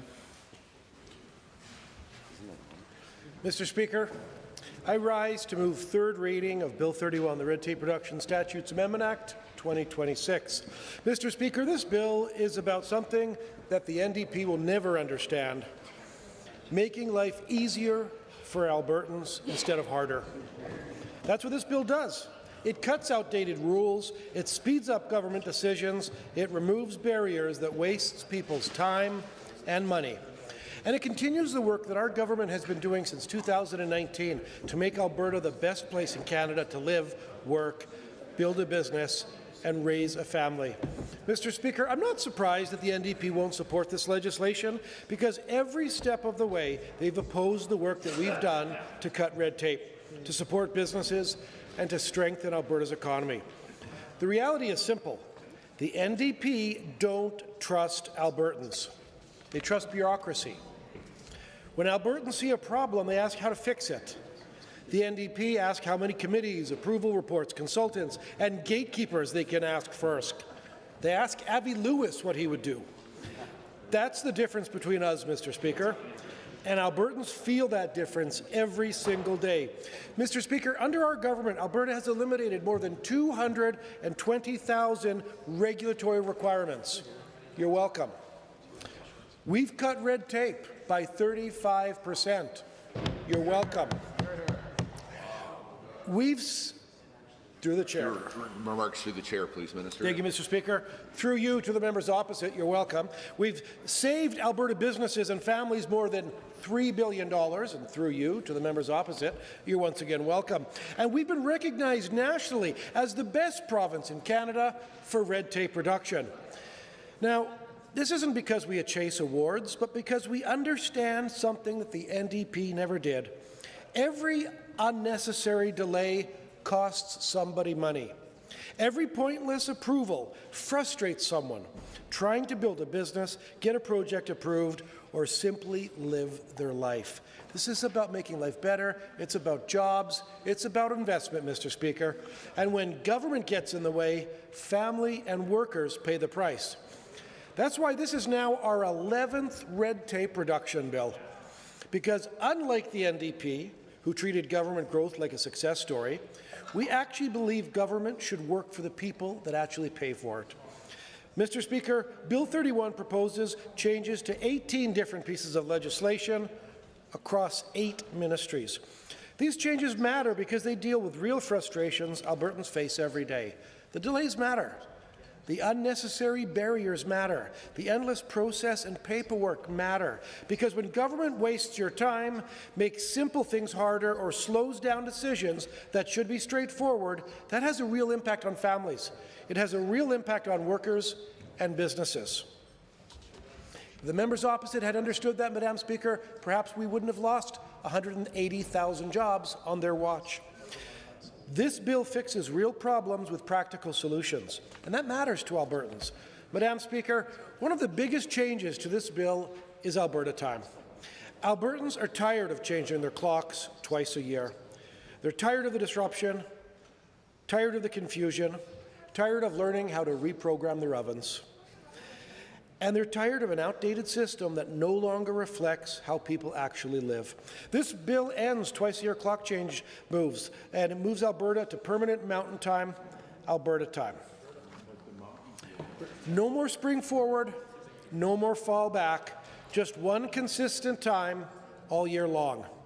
I'll tell you what, Madam Speaker, Albertans are a lot more interested in having daylight after work than they are listening to another lecture from the NDP about why ordinary people can't have common sense changes that make their lives better. Because when families get home during the winter, they don't want it to be pitch black at 4:30 in the afternoon. They want to take their kids skating. They want to take their kids to the outdoor rink. They want to walk the dog, go for supper, spend time outside, and actually enjoy their evenings. That's real life. But the NDP always approach, I wish that there's 14 people on TV watching Alberta Ledge TV, and I wish they could see it right now. They would see the NDP lighting their hair on fire because we're doing what Albertans want. And make no mistake, Madam Speaker, Albertans have spoke loudly and clearly. They want to stop changing the clocks. Now, the NDP always approach these conversations in the same way. They want more studies, they want more delay, more reasons why government can't do anything. Madam Speaker, Albertans are tired of politicians making simple things complicated. And while the NDP criticized this proposal, they still can't explain why they think Albertans would prefer 4 a.m. sunrises in the summer under permanent standard time. Because that's the alternative. Our government is choosing common sense. That means we're going to get an extra hour of sunlight in the evening rather than a 4 a.m. sunrise, Madam Speaker. Now let's move our conversation to iGaming. Online gambling already exists. Millions of dollars are already leaving Alberta every single year through unregulated websites. But the NDP approach to issues like this is predictable. Ignore reality, pretend the problem doesn't exist, and then act shocked when things get worse. Our government is taking a different approach. We are creating a regulated market with real consumer protections, stronger oversight, and modern rules that can actually keep up with technology. These amendments allow advertising standards to be set through AGLC so protections can be updated quickly and enforced properly. But unlike the NDP, we understand that modern economies require modern regulation, not endless bureaucracy. And finally, Madam Speaker, let's talk about provincial parks. This bill gives parks staff clearer operational authority so they can make routine decisions faster and reduce unnecessary delays. That means less paperwork, less process, more focus on delivering results for Albertans. That's the entire philosophy behind this legislation. Government should help people get things done, not stand in the way. Madam Speaker, the NDP will vote against this bill because they fundamentally believe bigger government is always the answer. More control, more process, more bureaucracy. That's their instinct every single time. Well, our instinct is different. We trust Albertans. We trust businesses. We trust job creators. And we believe government should respect people's time and stay focused on delivering results. That's why Alberta is leading the country in jobs growth, Madam Speaker. It's why we are the economic engine of this country. We are often labeled as an oil and gas jurisdiction, and don't get me wrong, we are blessed with a bountiful resource of oil, gas, even our geology with the carbon capture, and so there's no doubt that we have a huge economic engine of this country. But we are so much more than oil and gas, and Madam Speaker, the one that I take the most pride in is de Havilland. Who ever thought Alberta would be making airplanes? I did. It's incredible, the different business opportunities. We're seeing $1 billion investment in technology and data centers. And we've got the Air Products, the largest hydrogen producer in the world. They chose Alberta. They chose Alberta to build their first net zero hydrogen facility, blue hydrogen, because we are a business-friendly jurisdiction with low taxes, reduced red tape, and they embrace that, Madam Speaker. Dow Chemical, the world's first net zero ethane cracker. They chose Alberta. And this is significant because they will average one ethane cracker will be built somewhere in the world every year, one ethane cracker. And we got the world's first net zero ethane cracker. They chose Alberta because of our business-friendly environment, because of our reduced regulation, and the fact that we are a business-friendly environment. Bill 31 continues building an Alberta that is freer, faster, more competitive, and easier to live and work in. I urge all members of this Assembly to support this bill. Thank you, Madam Speaker. The honourable member for Banff-Kananaskis. Thank you, Madam Speaker. Wow, there's just a lot of things I want to respond to in that speech. I'm going to try to stay focused. I will just say, though, that the minister talks about the conservative policy, ideology, perspective of small government. More than half of that caucus is a minister, Madam Speaker. That is not a small government. That's the biggest government in Alberta history. And along with all of those ministries, everybody gets a ministry. Along with all of those ministries comes a whole bunch of bureaucracy, Madam Speaker. So it's a bit rich for the member opposite to talk about how the NDP likes bureaucracy when they've created more bureaucracy than any government ever before. Okay, so the minister is not wrong. I am opposed to this bill for red tape reduction, not because I'm opposed to reducing red tape, but because I actually think some of the bill increases red tape, which I'll get to in a moment. The minister talked quite a bit about the daylight saving allocations and changes in this bill. He said repeatedly how this is what Albertans want. I just want to take a moment to remind the minister that there was a referendum about daylight saving, and Albertans voted against it. So it's actually the opposite of what Albertans want. So it's just a little bit funny. I think the minister's memory is perhaps getting tainted by the fact that we're in the last week of session. We're all feeling a little bit tired. So I'm just going to take this time to remind him that Albertans actually voted against daylight saving. But I will also point out that Albertans have never had an opportunity to vote on standard saving. So while I agree that probably the majority of the population does want to change their clock or stop changing their clocks, I'd love to see where the minister gets his data from, because there's never been a referendum with just that simple question.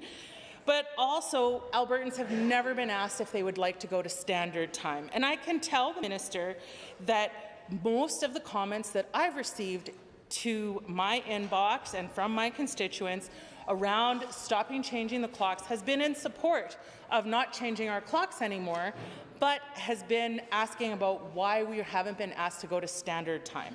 Some people have suggested that that's part of the fall referendum because they don't want to do daylight saving time.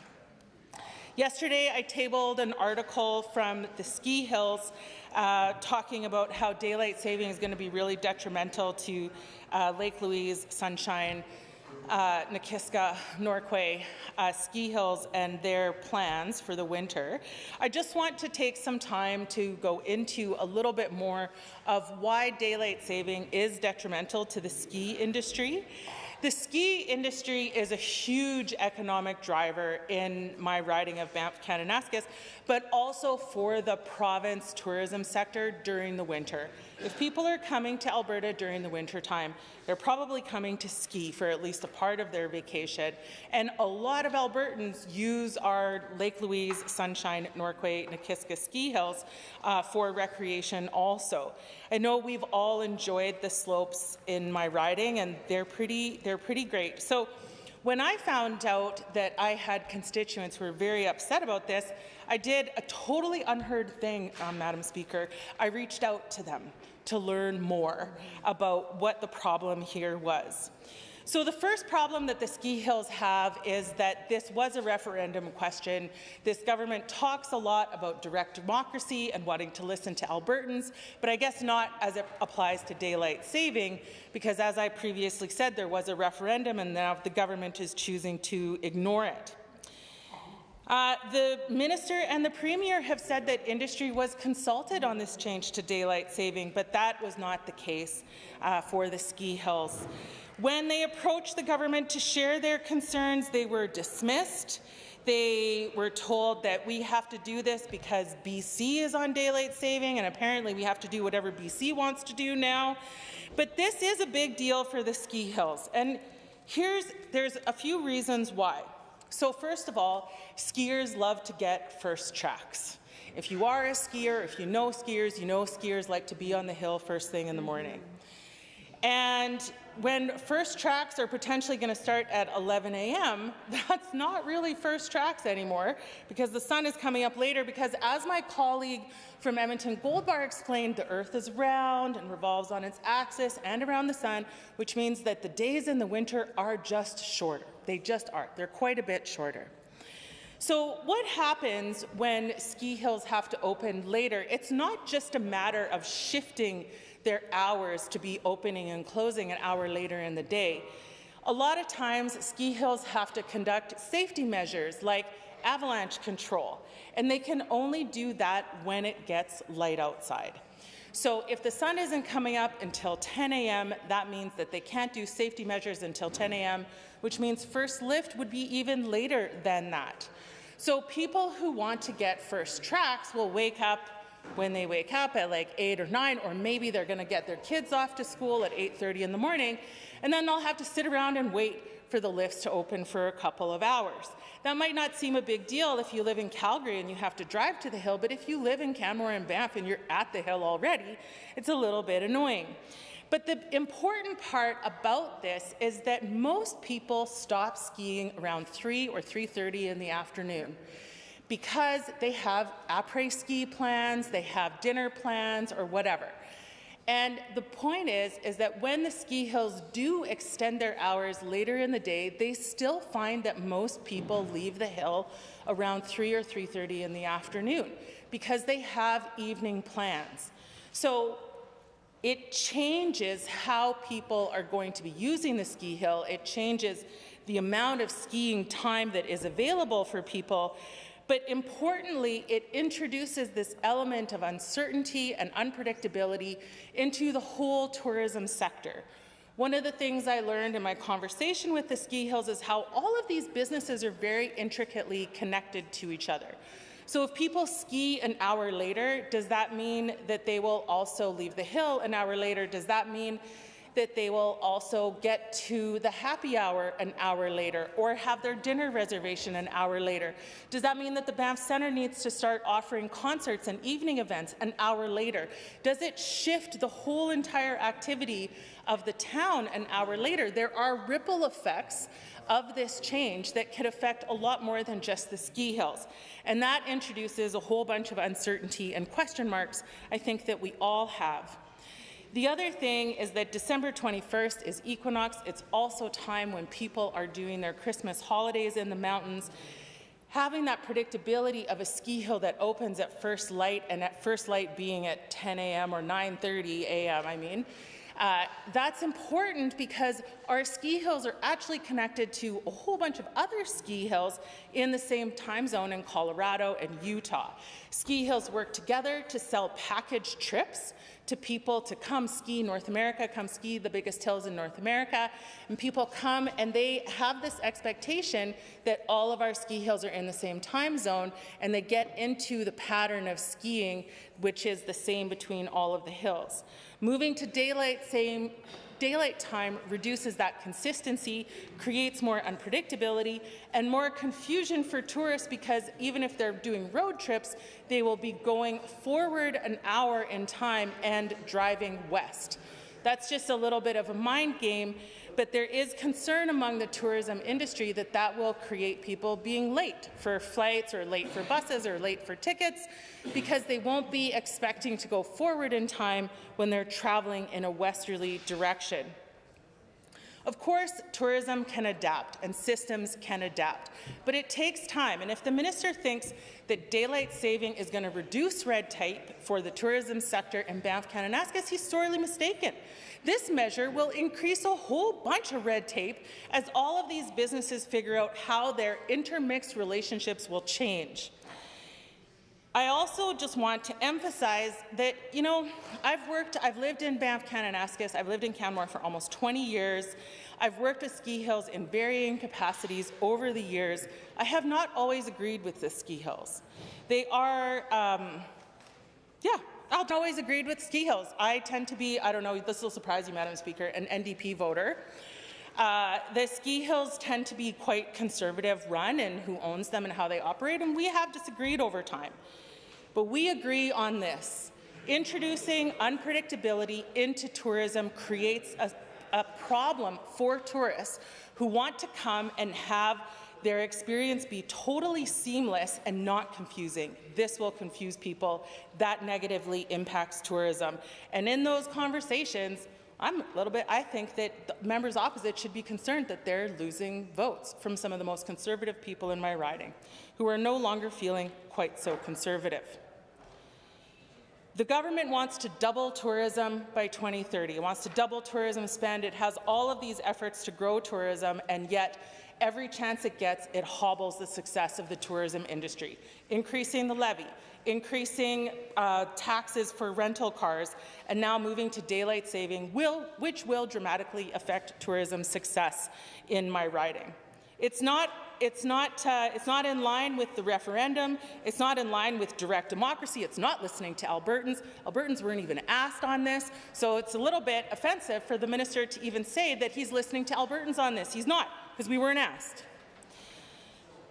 I also want to raise concerns in this act about the AER, which I have spoken about in this House many, many times.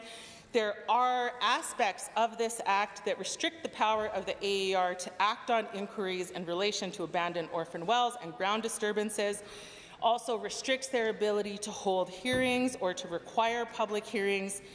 That sounds like red tape, Madam Speaker, but it's actually reducing accountability of the AER, which is already at issue, which myself and my colleagues have raised multiple times in this House. We have already seen dramatic interference from the Minister of Energy and Minerals in the decision-making of the AER by forcing a coal mining application to go through, even though it was already rejected. We've also seen the minister interfere in requiring public hearings to be cancelled for other coal mines. And all this bill does is make that interference possible and legal, and that is egregious. Also, changes to the Land Stewardship Act around regional plans and sub-regional plans. I agree that sub-regional plans should be a part of the Land Stewardship Act, but sub-regional plans do not replace regional plans. The whole hierarchy of land use planning was created so that regional plans provide this overarching vision, sub-regional plans provide a higher level of detail, but how those sub-regional plans piece together to feed into the regional plan is really critical to accomplishing large landscape scale objectives around land and water stewardship and Indigenous engagement and involvement in land management. Changing how that works, putting more emphasis on sub-regional plans, might be easier because regional plans are really hard to do, but it's not actually meeting the original objective of the Land Stewardship Act and why it was brought forward by a Conservative government previously. So I am concerned about that. I'm also concerned about the Land Stewardship Act allowing for increased powers for the minister to amend regional and sub-regional plans. I don't have a lot of faith in our current Minister of Environment and Protected Areas to even understand what land use planning is, let alone have the power to start amending regional and sub-regional plans. And I don't think that that should be a minister's responsibility. There are land use planning experts and a lot of other experts across Alberta that have a lot more to say about the effectiveness of regional plans and how they should be amended. A minister should be relying on those experts, not making decisions for him or herself.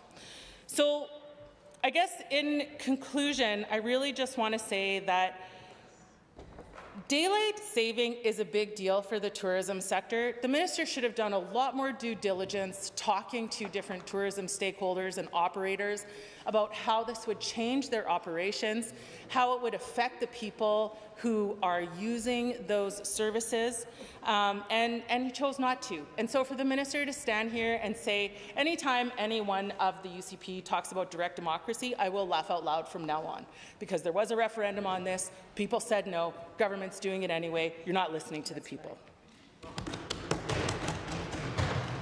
The honourable member for Edmonton-Goldbar. Thank you, Madam Speaker. I'm pleased to rise and offer a few comments on Bill 31 at third reading. I want to start off by addressing some of the comments that were made by the minister when he introduced this bill for third reading. I'm paraphrasing, of course, but he said something about how this government takes action instead of striking another committee to study the problem further. I know that that's not true. I know that this government has a penchant for striking pointless committees, and I don't want to go into great detail about all of the things that the government has wasted Albertans' time on, but I do want to highlight the Nuclear Energy Engagement Report that was recently released. There, the panel reflected findings that they spent months and countless millions of dollars to collect that included such mind-blowing, innovative policy solutions as enhancing the public understanding of nuclear energy through early, accessible, fact-based information. You know, if I hear the government says that they're going to adopt that recommendation, I, of course, reminded of those fake infomercials that The Simpsons used to play that starred Smilin' Joe Fission as the mascot of nuclear energy. I expect that perhaps the Alberta government will just copy and paste those onto their Twitter account to help the public understand nuclear energy. They recommended determining and communicating Alberta's role in decision-making. I thought that that was the point of the panel, was to determine Alberta's role in decision-making around nuclear power. And spoiler alert, Madam Speaker, nuclear power is federally regulated, and so the Alberta government doesn't actually have much to do when it comes to nuclear power regulation. They also recommended strengthening coordination with federal assessment, licensing, and regulatory processes. I'm not sure exactly how you coordinate with a federal government that has sole responsibility for regulating that sector, but you know, these guys got paid money, so they had to put something down on paper, I guess. Continuing long-term relationship building and policy dialogue with Indigenous communities. Yet we heard last night from my friend from Edmonton West Henday exactly how the government says that they need to build long-term relationships and increase policy dialogue with Indigenous communities, while at the same time passing the 120-day act that eliminates that role. They also recommend supporting meaningful participation by municipalities, First Nations and Métis settlements in future proposed project review processes, and strengthening Alberta's readiness through emergency planning and further analysis of economic workforce and market implications. Just fantastic work by the Nuclear Engagement Report. I'm surprised that they didn't also recommend, you know, enhancing motherhood and increasing Albertans' access to pictures about with cute puppies and kittens. Like, that is the kind of inane stuff that this government supports. And so it's rich for the minister to come here and lecture us about our penchant for pointless committees when they've spent millions of dollars on a nuclear engagement report that produces absolutely nothing meaningful. My only hope is that I sincerely hope that our former colleague on this side, Darren Billis, made good money on this, I don't know how he sleeps at night earning his living writing these kinds of reports, but hey, that's his choice. I also want to respond to comments that the minister made in my debate at Committee of the Whole. I think second reading, I don't know. It's ironic that we're talking about time change, Madam Speaker, in a place where time has no meaning whatsoever. But when I was talking about the creation of time zones, the minister kept chirping, World War I, World War I. And I'd be interested to know which side he was cheering for in World War I, but that's a separate point entirely. What he was implying was that time zones weren't actually created until World War I, but he was wrong on that point, as he is wrong on many points. Time began to be standardized in the modern world in the mid-1850s, because up until the 1850s, Madam Speaker, every community kept its own time by measuring when the sun was at its highest point overhead. So that meant that if you were traveling from Edmonton to Calgary, for example, that the time in Edmonton was vastly different from the, well, not vastly different, but slightly different from the time in Calgary, because the sun is directly overhead on any given day at a different time in Calgary than it is in Edmonton. And that was how humans kept time around the world, by directly observing. And if the minister wants to insist that he continue to prove his wrongness, I guess he has the right to close debate at the end of this session. I would appreciate it if he kept his wrongness to himself for the next hour or so. Anyway, so humans up until the mid-1850s kept time by observing when the sun was directly overhead at their own location, which wasn't a big deal at the time because the speed of human travel was not very quick. You know, we traveled by walking or riding on horseback or other methods that were incredibly slow. And so we didn't really notice the inconvenience that it caused to have every local community on its own time zone, effectively. But when the railroads were invented and people could travel from community to community in relatively short amounts of time, this created all kinds of problems. Because if you left a train station in Calgary, for example, and you would need to know what time you were arriving in Edmonton, but if both communities are operating on their own time zone, it was really hard for people to do that. And prior to government stepping in and standardizing time, railways kept their own time, which was a partial solution, but it caused some interesting problems, Madam Speaker. Specifically in the United States, I think there were, at the time, 5 different railroad companies, all of whom kept their own time, and none of them corresponded to each other, and so that caused a lot of railway accidents when railway companies, using their own time zones, were trying to send rail cars down the same tracks. You can imagine that it caused a lot of collisions, and so the development of rail travel really necessitated the need to standardize time, which happened in the UK with the adoption of Greenwich Mean Time, Madam Speaker. And with the adoption of standardized time zones came this concept that because, again, UCP members, prepare yourselves for shock, the world is round and it rotates, and it rotates once every 24 hours, which means that for every 15 degrees of longitude, you travel 1 hour. And so the idea behind creating a standardized time zone system was that you would create 24 separate time zones around the world, evenly divided by 15 degrees of longitude, and that 15 degrees of longitude was set so that right in the middle of that zone was where the sun was directly overhead at noon. And so any point within that 15 degrees of longitude, you would be within a half an hour. Anyway, we're now creating a time zone that is effectively 26 degrees of longitude wide in the wintertime, because it will stretch from the western boundary of Alberta all the way into Western Ontario. And so Kenora, Ontario, in the wintertime will see the sunrise at approximately 8 in the morning, while our friends in Grand Prairie won't see the sunrise come until 10 o'clock in the morning. That's 2 hours difference. It defeats the role of time zones, Madam Speaker. The only other thing that I want to say before I close is that I'm personally very upset that we are adopting daylight saving time now, because I was robbed of an hour of sleep this spring, and I will never get that hour back, Madam Speaker.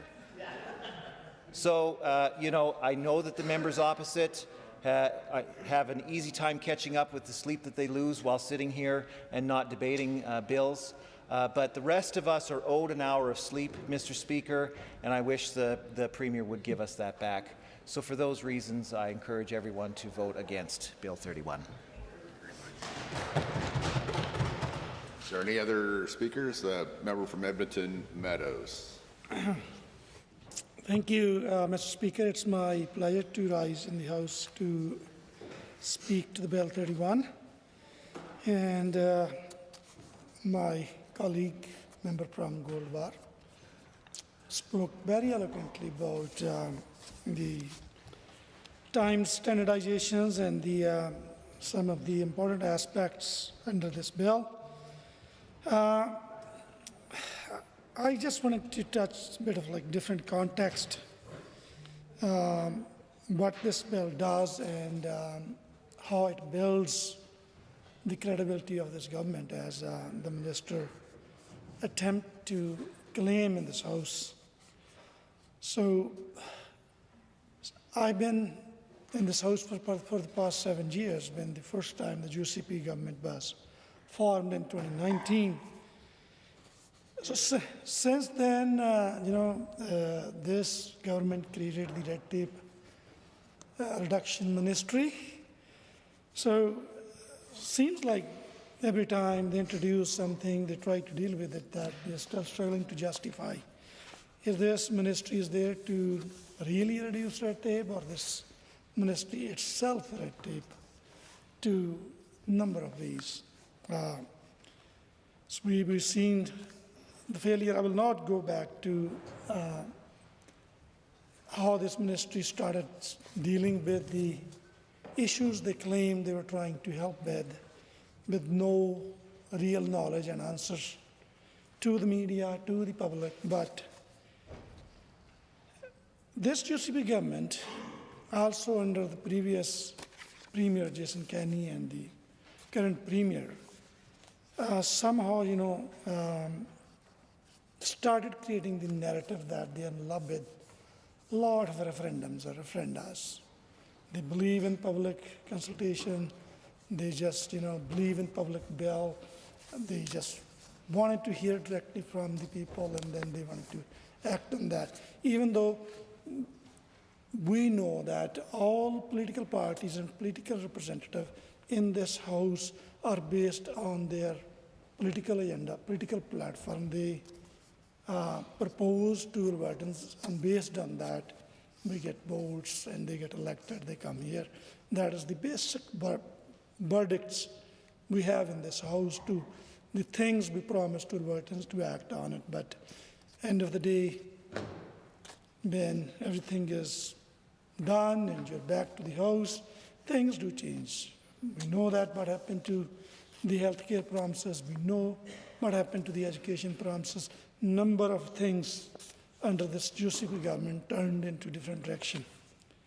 But coming back to the referendum, this government somehow trying to frame the narrative. This government is big fan of the referendum. the feedback directly coming from Albertans, even though they have discussed all those things as their, the political manifesto, but then they come back, they want to go back on the same topic and attempt to create credibility that cost Albertans plenty of money. So the referendum that was done in 2021 on daylight timing,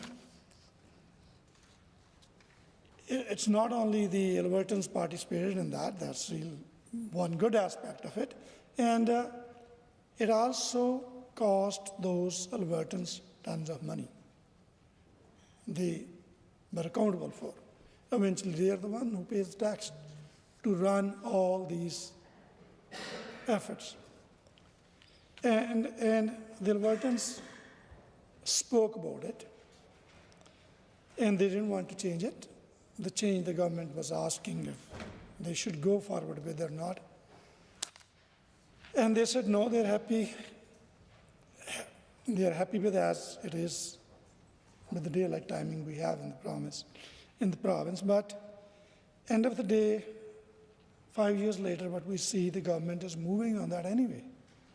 So that is the question have been raised to me many times in the stakeholders meetings, in the communities, in my riding, that what does it mean of voting for something your government is not going to listen to us anyway? And that is what this government is exactly doing. So more than that, my colleague has, very effectively expressed like how it has personally, lost to him, to his sleep or his effect to his daily activities.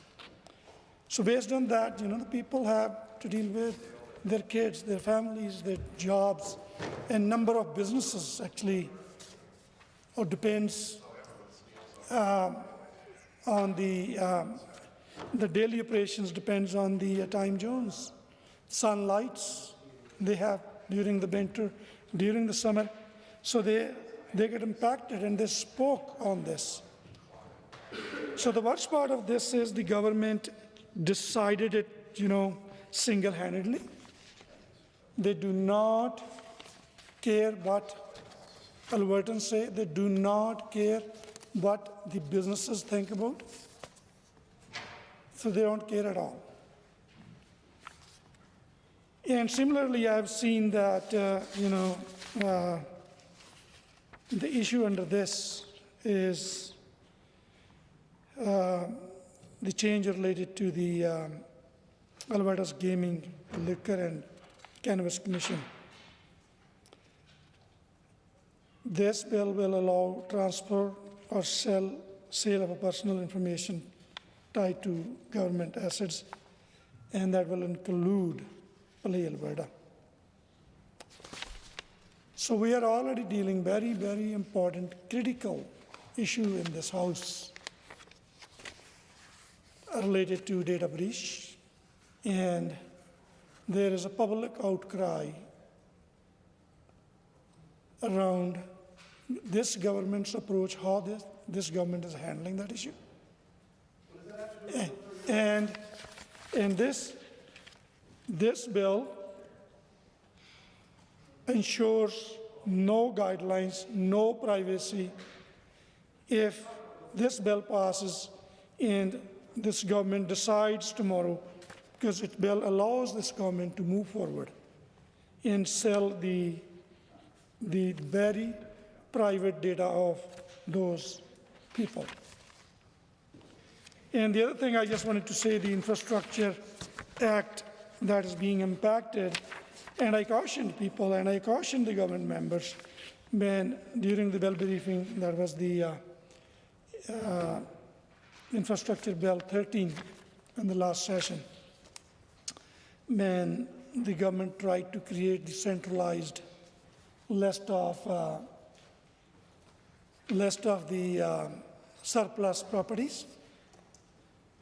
So everything government was telling turned out to be wrong information. So now this bill, this government is trying to implement something under this bill that will beacon the accountability and transparency of this government. And there are so many reasons, and it's an omnibus bill. You go through every single act being affected. That raises a lot of concerns and requires really good opposition, strong opposition to this bill. And I encourage all the members to please vote against this bill. Thank you. The honourable member order. The honourable member for Edmonton Riverview. Thank you very much, Mr. Speaker. And it's my pleasure to add my voice to the debate on Bill 31, the Red Tape Reduction Statutes Amendment Act 2026. And, you know, it's quite a substantial bill. It's like kind of a small book. 134 pages, and it's what we call an omnibus bill, and that's a bill that has several acts that will be changed. And I remember only too well that when we were government back in 2015 to 2019, if ever we brought in a bill that had more than one act in it, outrage from the UCP. And they wanted very much to be able to vote on a specific act and not have to have it all lumped together. But here, guess what? We have several. We have the Alberta Land Stewardship Act. We have the Condominium Property Act. We have the Daylight Savings Time Act. We have the Environmental Protection Enhancement Act. We have Gaming, Liquor and Cannabis Act. We have the Gas Resources Preservation. Anyway, there's so many more. And so you know what? We might even agree with some aspects of this bill. But because it's all lumped together, we can't vote for it.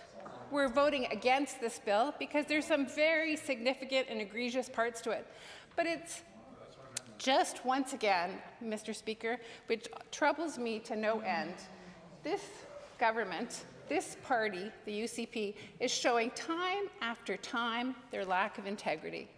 They say one thing and they do another. And it's clear by what they're talking about with time zones. And back in 2021, when they were government, there was a referendum. And that referendum came out and said that Albertans didn't want to change things. But the UCP doesn't care. They brought forward legislation, this Bill 31 right now that we're debating in this House, saying that, no, we actually are going to do whatever the heck we want to. And we're not going to have integrity. We're not going to fulfill on what the citizens of Alberta have voted for. And you know, we're on, this year, we're going to have a referendum with several questions in October. And I just want the citizens of Alberta to watch very closely. And let's see if this government will actually respect the results. Or again, like they did in this case, will they reject it and do whatever they want, and showing once again that they don't have integrity. And I mean, that's a fundamental aspect of being a governing party, of being a party of any kind, whether you're in the loyal opposition or whether you're the governing party, that you actually fulfill on what you say you're going to do or what you believe. But honestly, Mr. Speaker, I feel very saddened because I see it every day in this House.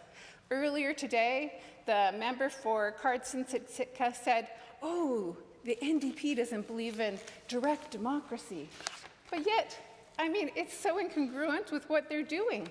This is another example of them rejecting a referendum that they put forward to the citizens of Alberta, but then they didn't fulfill or follow through on what the citizens said.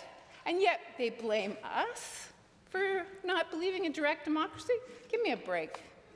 And then also the minister, who this bill is representing the member from Mornville, St. Albert, just also said something in this House a few minutes ago that showed, significant lack of integrity. He sort of said, oh, the NDP, all we care about is big government, that's all we want. Yet their government is the historically largest cabinet ever in Alberta. When Rachel Notley was first elected Premier in 2015, she had 12 people in her cabinet. And at the end of her 4-year mandate, she only had 19. And guess how many these guys have? Guess how many they have? They have 25 ministers, and that's gone up to 27. And it just shows that what they say and what's the reality don't go together. And so I just really ask them to be much more aware, because obviously they can't seem to say and fulfill on the things and have congruence in what they're doing. But I mean, the minister is absolutely wrong about what he just said about the UCP thinking that their government is somehow minuscule or something, somehow small. And yet it's the largest cabinet, the largest number of ministries in Alberta history. Like, it just boggles the mind. Like, do they know what they're saying? Perhaps not. And that makes, and I ask the citizens of Alberta to really pay attention, because if this is the cavalierness which they govern, then we should all be very afraid. And frankly, I've been afraid for some time, sitting in this House listening to what the UCP has said. So getting back to this bill, I just want to once again say that some of the aspects of it we may even want to vote for it, but we can't because it's all mashed together. And so we, as a caucus, as members of the loyal opposition, will be voting against this bill, and I encourage all members of the Assembly to do the same. Thank you. The honourable member for Calgary-Beddington. Thank you so much, Mr. Speaker. I just wanted to get a couple comments on the record in regards to Bill 31, particularly around the daylight savings time piece. Now, I was born here, I've lived here my entire life, and I sure do love those late summer nights. I definitely have a lot of nostalgia about them. I still hold a grudge against my mother, who would put me to bed. You know, she'd pull down that blackout blind and the sun would just come in all the way around it, and I could hear the other kids out still playing. I have not forgiven her for that. Lovely woman that she is, I will never forgive her for such a thing. I do love those late nights, but what I don't like, Mr. Speaker, is children having to walk to school in the dark. Now, in Calgary, we have early start and late start schools, not in any way based around the needs of the child and what are the right or appropriate times for a child to start their school day. They are for the convenience of busing. Because, of course, as transportation budgets have been squeezed for school boards, buses are now having to run double or triple routes, which necessitates this early start, late start system. My kids have the very great pleasure of being on an early start school. Now, I know that sounds great because, you know, they're finishing their day at 2:30. Certainly they like it at that end. But for the 3 months of the year where we are walking to school in absolute pitch black conditions, we don't love it. Cross a very busy collector road, and it took me 7 years, Mr. Speaker, 7 years of advocating to my local city council person to get some traffic calming at this location where all children have to cross this collector road. And I really amped it up after the time when a car came screaming out around the corner so fast. I yanked my kid back by his backpack, his little shoes came off in the road, and we all watched the car just flatten them. Just these flat little shoes on this pitch black road because the car couldn't see us. My kids already do that for 3 months of the year. All Alberta children are going to be doing that now, at minimum for 3 months of the year.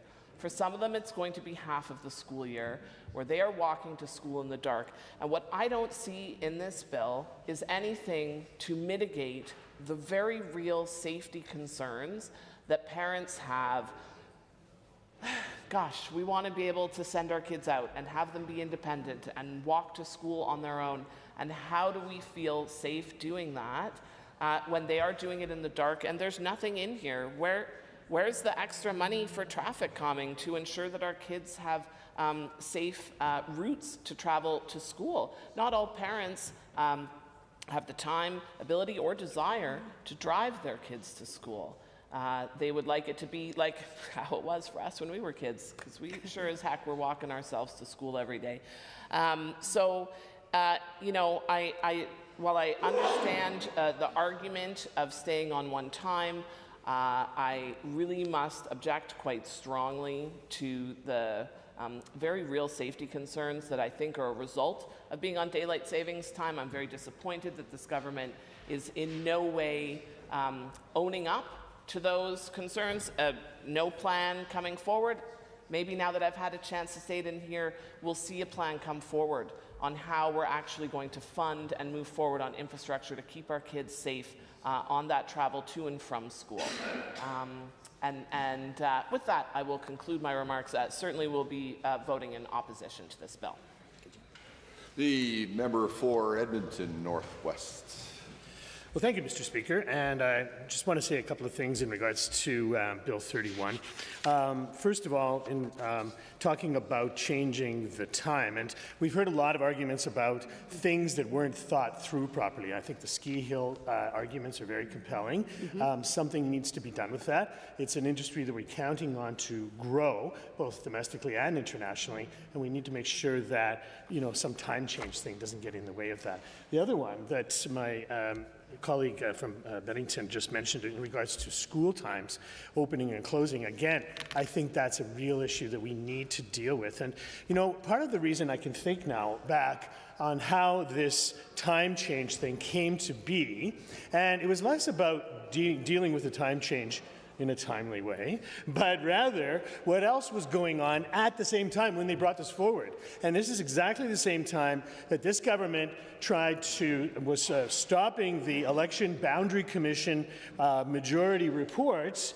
And in fact, there was a huge kerfuffle around that. There still is. It's a breach of democracy. Thousands of people are angry about it. And so this government said, quick, what are we going to do? Oh, let's do the time change bill. That'll keep everybody, knock them off the scent of a real scandal. And of course it didn't. But here we are with this, I think, a bill that hasn't been quite thought through properly because it was being used to mitigate the gerrymandering scandal that this government had going on at the same time. So, you know, just saying, that's probably why, you know, there's some holes in this Bill 31.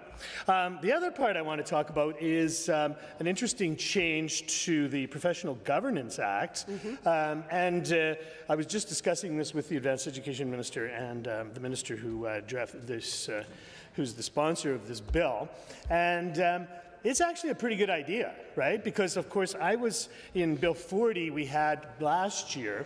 A lot of professional associations were contacting me about concerns that the government was trying to maybe stack the boards for their professional association, ARPEGA, and you know, nurses, and all these different professional boards. And so they said, well, you know, maybe make a provision that you can only, the government can have less than half of the appointments on a board. And so I thought, okay, I can do that. And so I made an amendment to Bill 40 last year for this very thing, and it was struck down.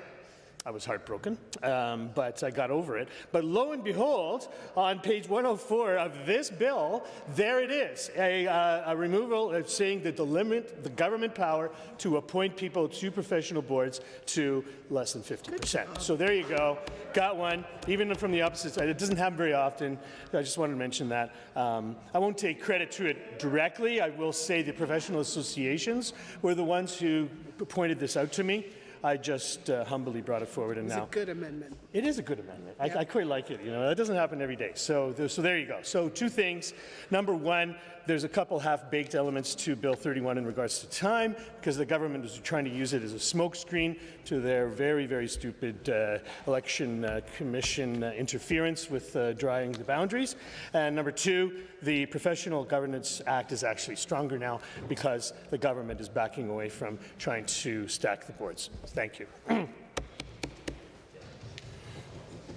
Don't see any more speakers on third reading of Bill 31, the Red Tape Reduction Statutes Amendment Act. Does the mover wish to close?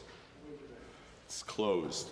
If you are in favor of third reading of Bill 31, the Red Tape Reduction Statutes Amendment Act 2026, please say aye. Aye. If you are opposed, please say no. No. Say the ayes have it. The division has been called. Please ring the bells.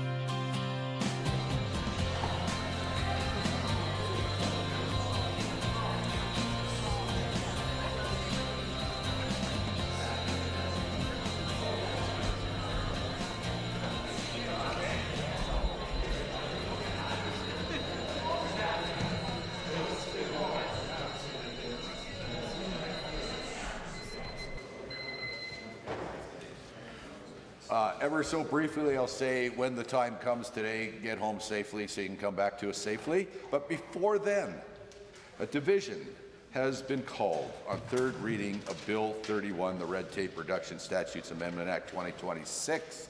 All of those in favor of third reading, please now stand.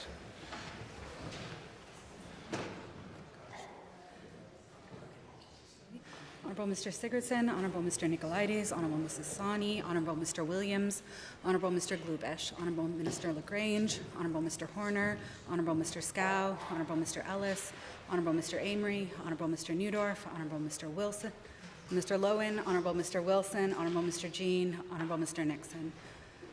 Mr. Rosewell, Honourable Mr. Turton, Honourable Mr. Yassine, Honourable Ms. Furr, Honourable Mr. Jones, Honourable Mr. Hunter, Mr. Wright, Honourable Mr. Nally, Honourable Mr. Long, Honourable Mr. McDougall, Honourable Mr. Boychenko, Mr. Stephan, Mr. Van Dyken, Ms. Pitt, Honourable Ms. Armstrong-Hominiuk, Mrs. Johnson, Mr. Weed, Mrs. Sawyer, Mr. Getson, Mrs. Petrovic, Mr. Lunty, Mr. Dick, Mr. Yao, Mr. Sear, Mr. Young, Mr. Bouchard, Mr. Singh, Ms. Lovely. Honourable members, all of those opposed to third reading for Bill 31, please now stand. Member Al-Maliki, Member Ms. Al-Junaid, Member Arkan Paul, Honourable Mr. Agan, Honourable Ms. Gray, Member Ellingson, Ms. Renault, Ms. Chapman, Mr. Ip, Honourable Mr. Schmidt, Mr. Deol, Mr. Gurtejbrar, Honourable Ms. Lori Sigurdsson. Mr. Speaker, total for the motion 43, total against 13. Honourable members, that motion is carried. Bill 31, Red Tape Reduction Statutes Amendment Act 2026 is now read a third time. The Honourable, the Government House Leader. Mr. Speaker, the time has come where I get to rise and tell everybody that you don't have to go home, but you can't stay here because I am about to adjourn the House, and I do move to adjourn the House until Monday, May 11th at 1:30 p.m.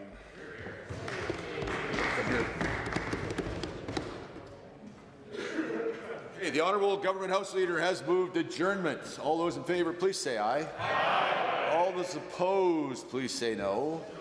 The House stands adjourned until Monday at 1:30.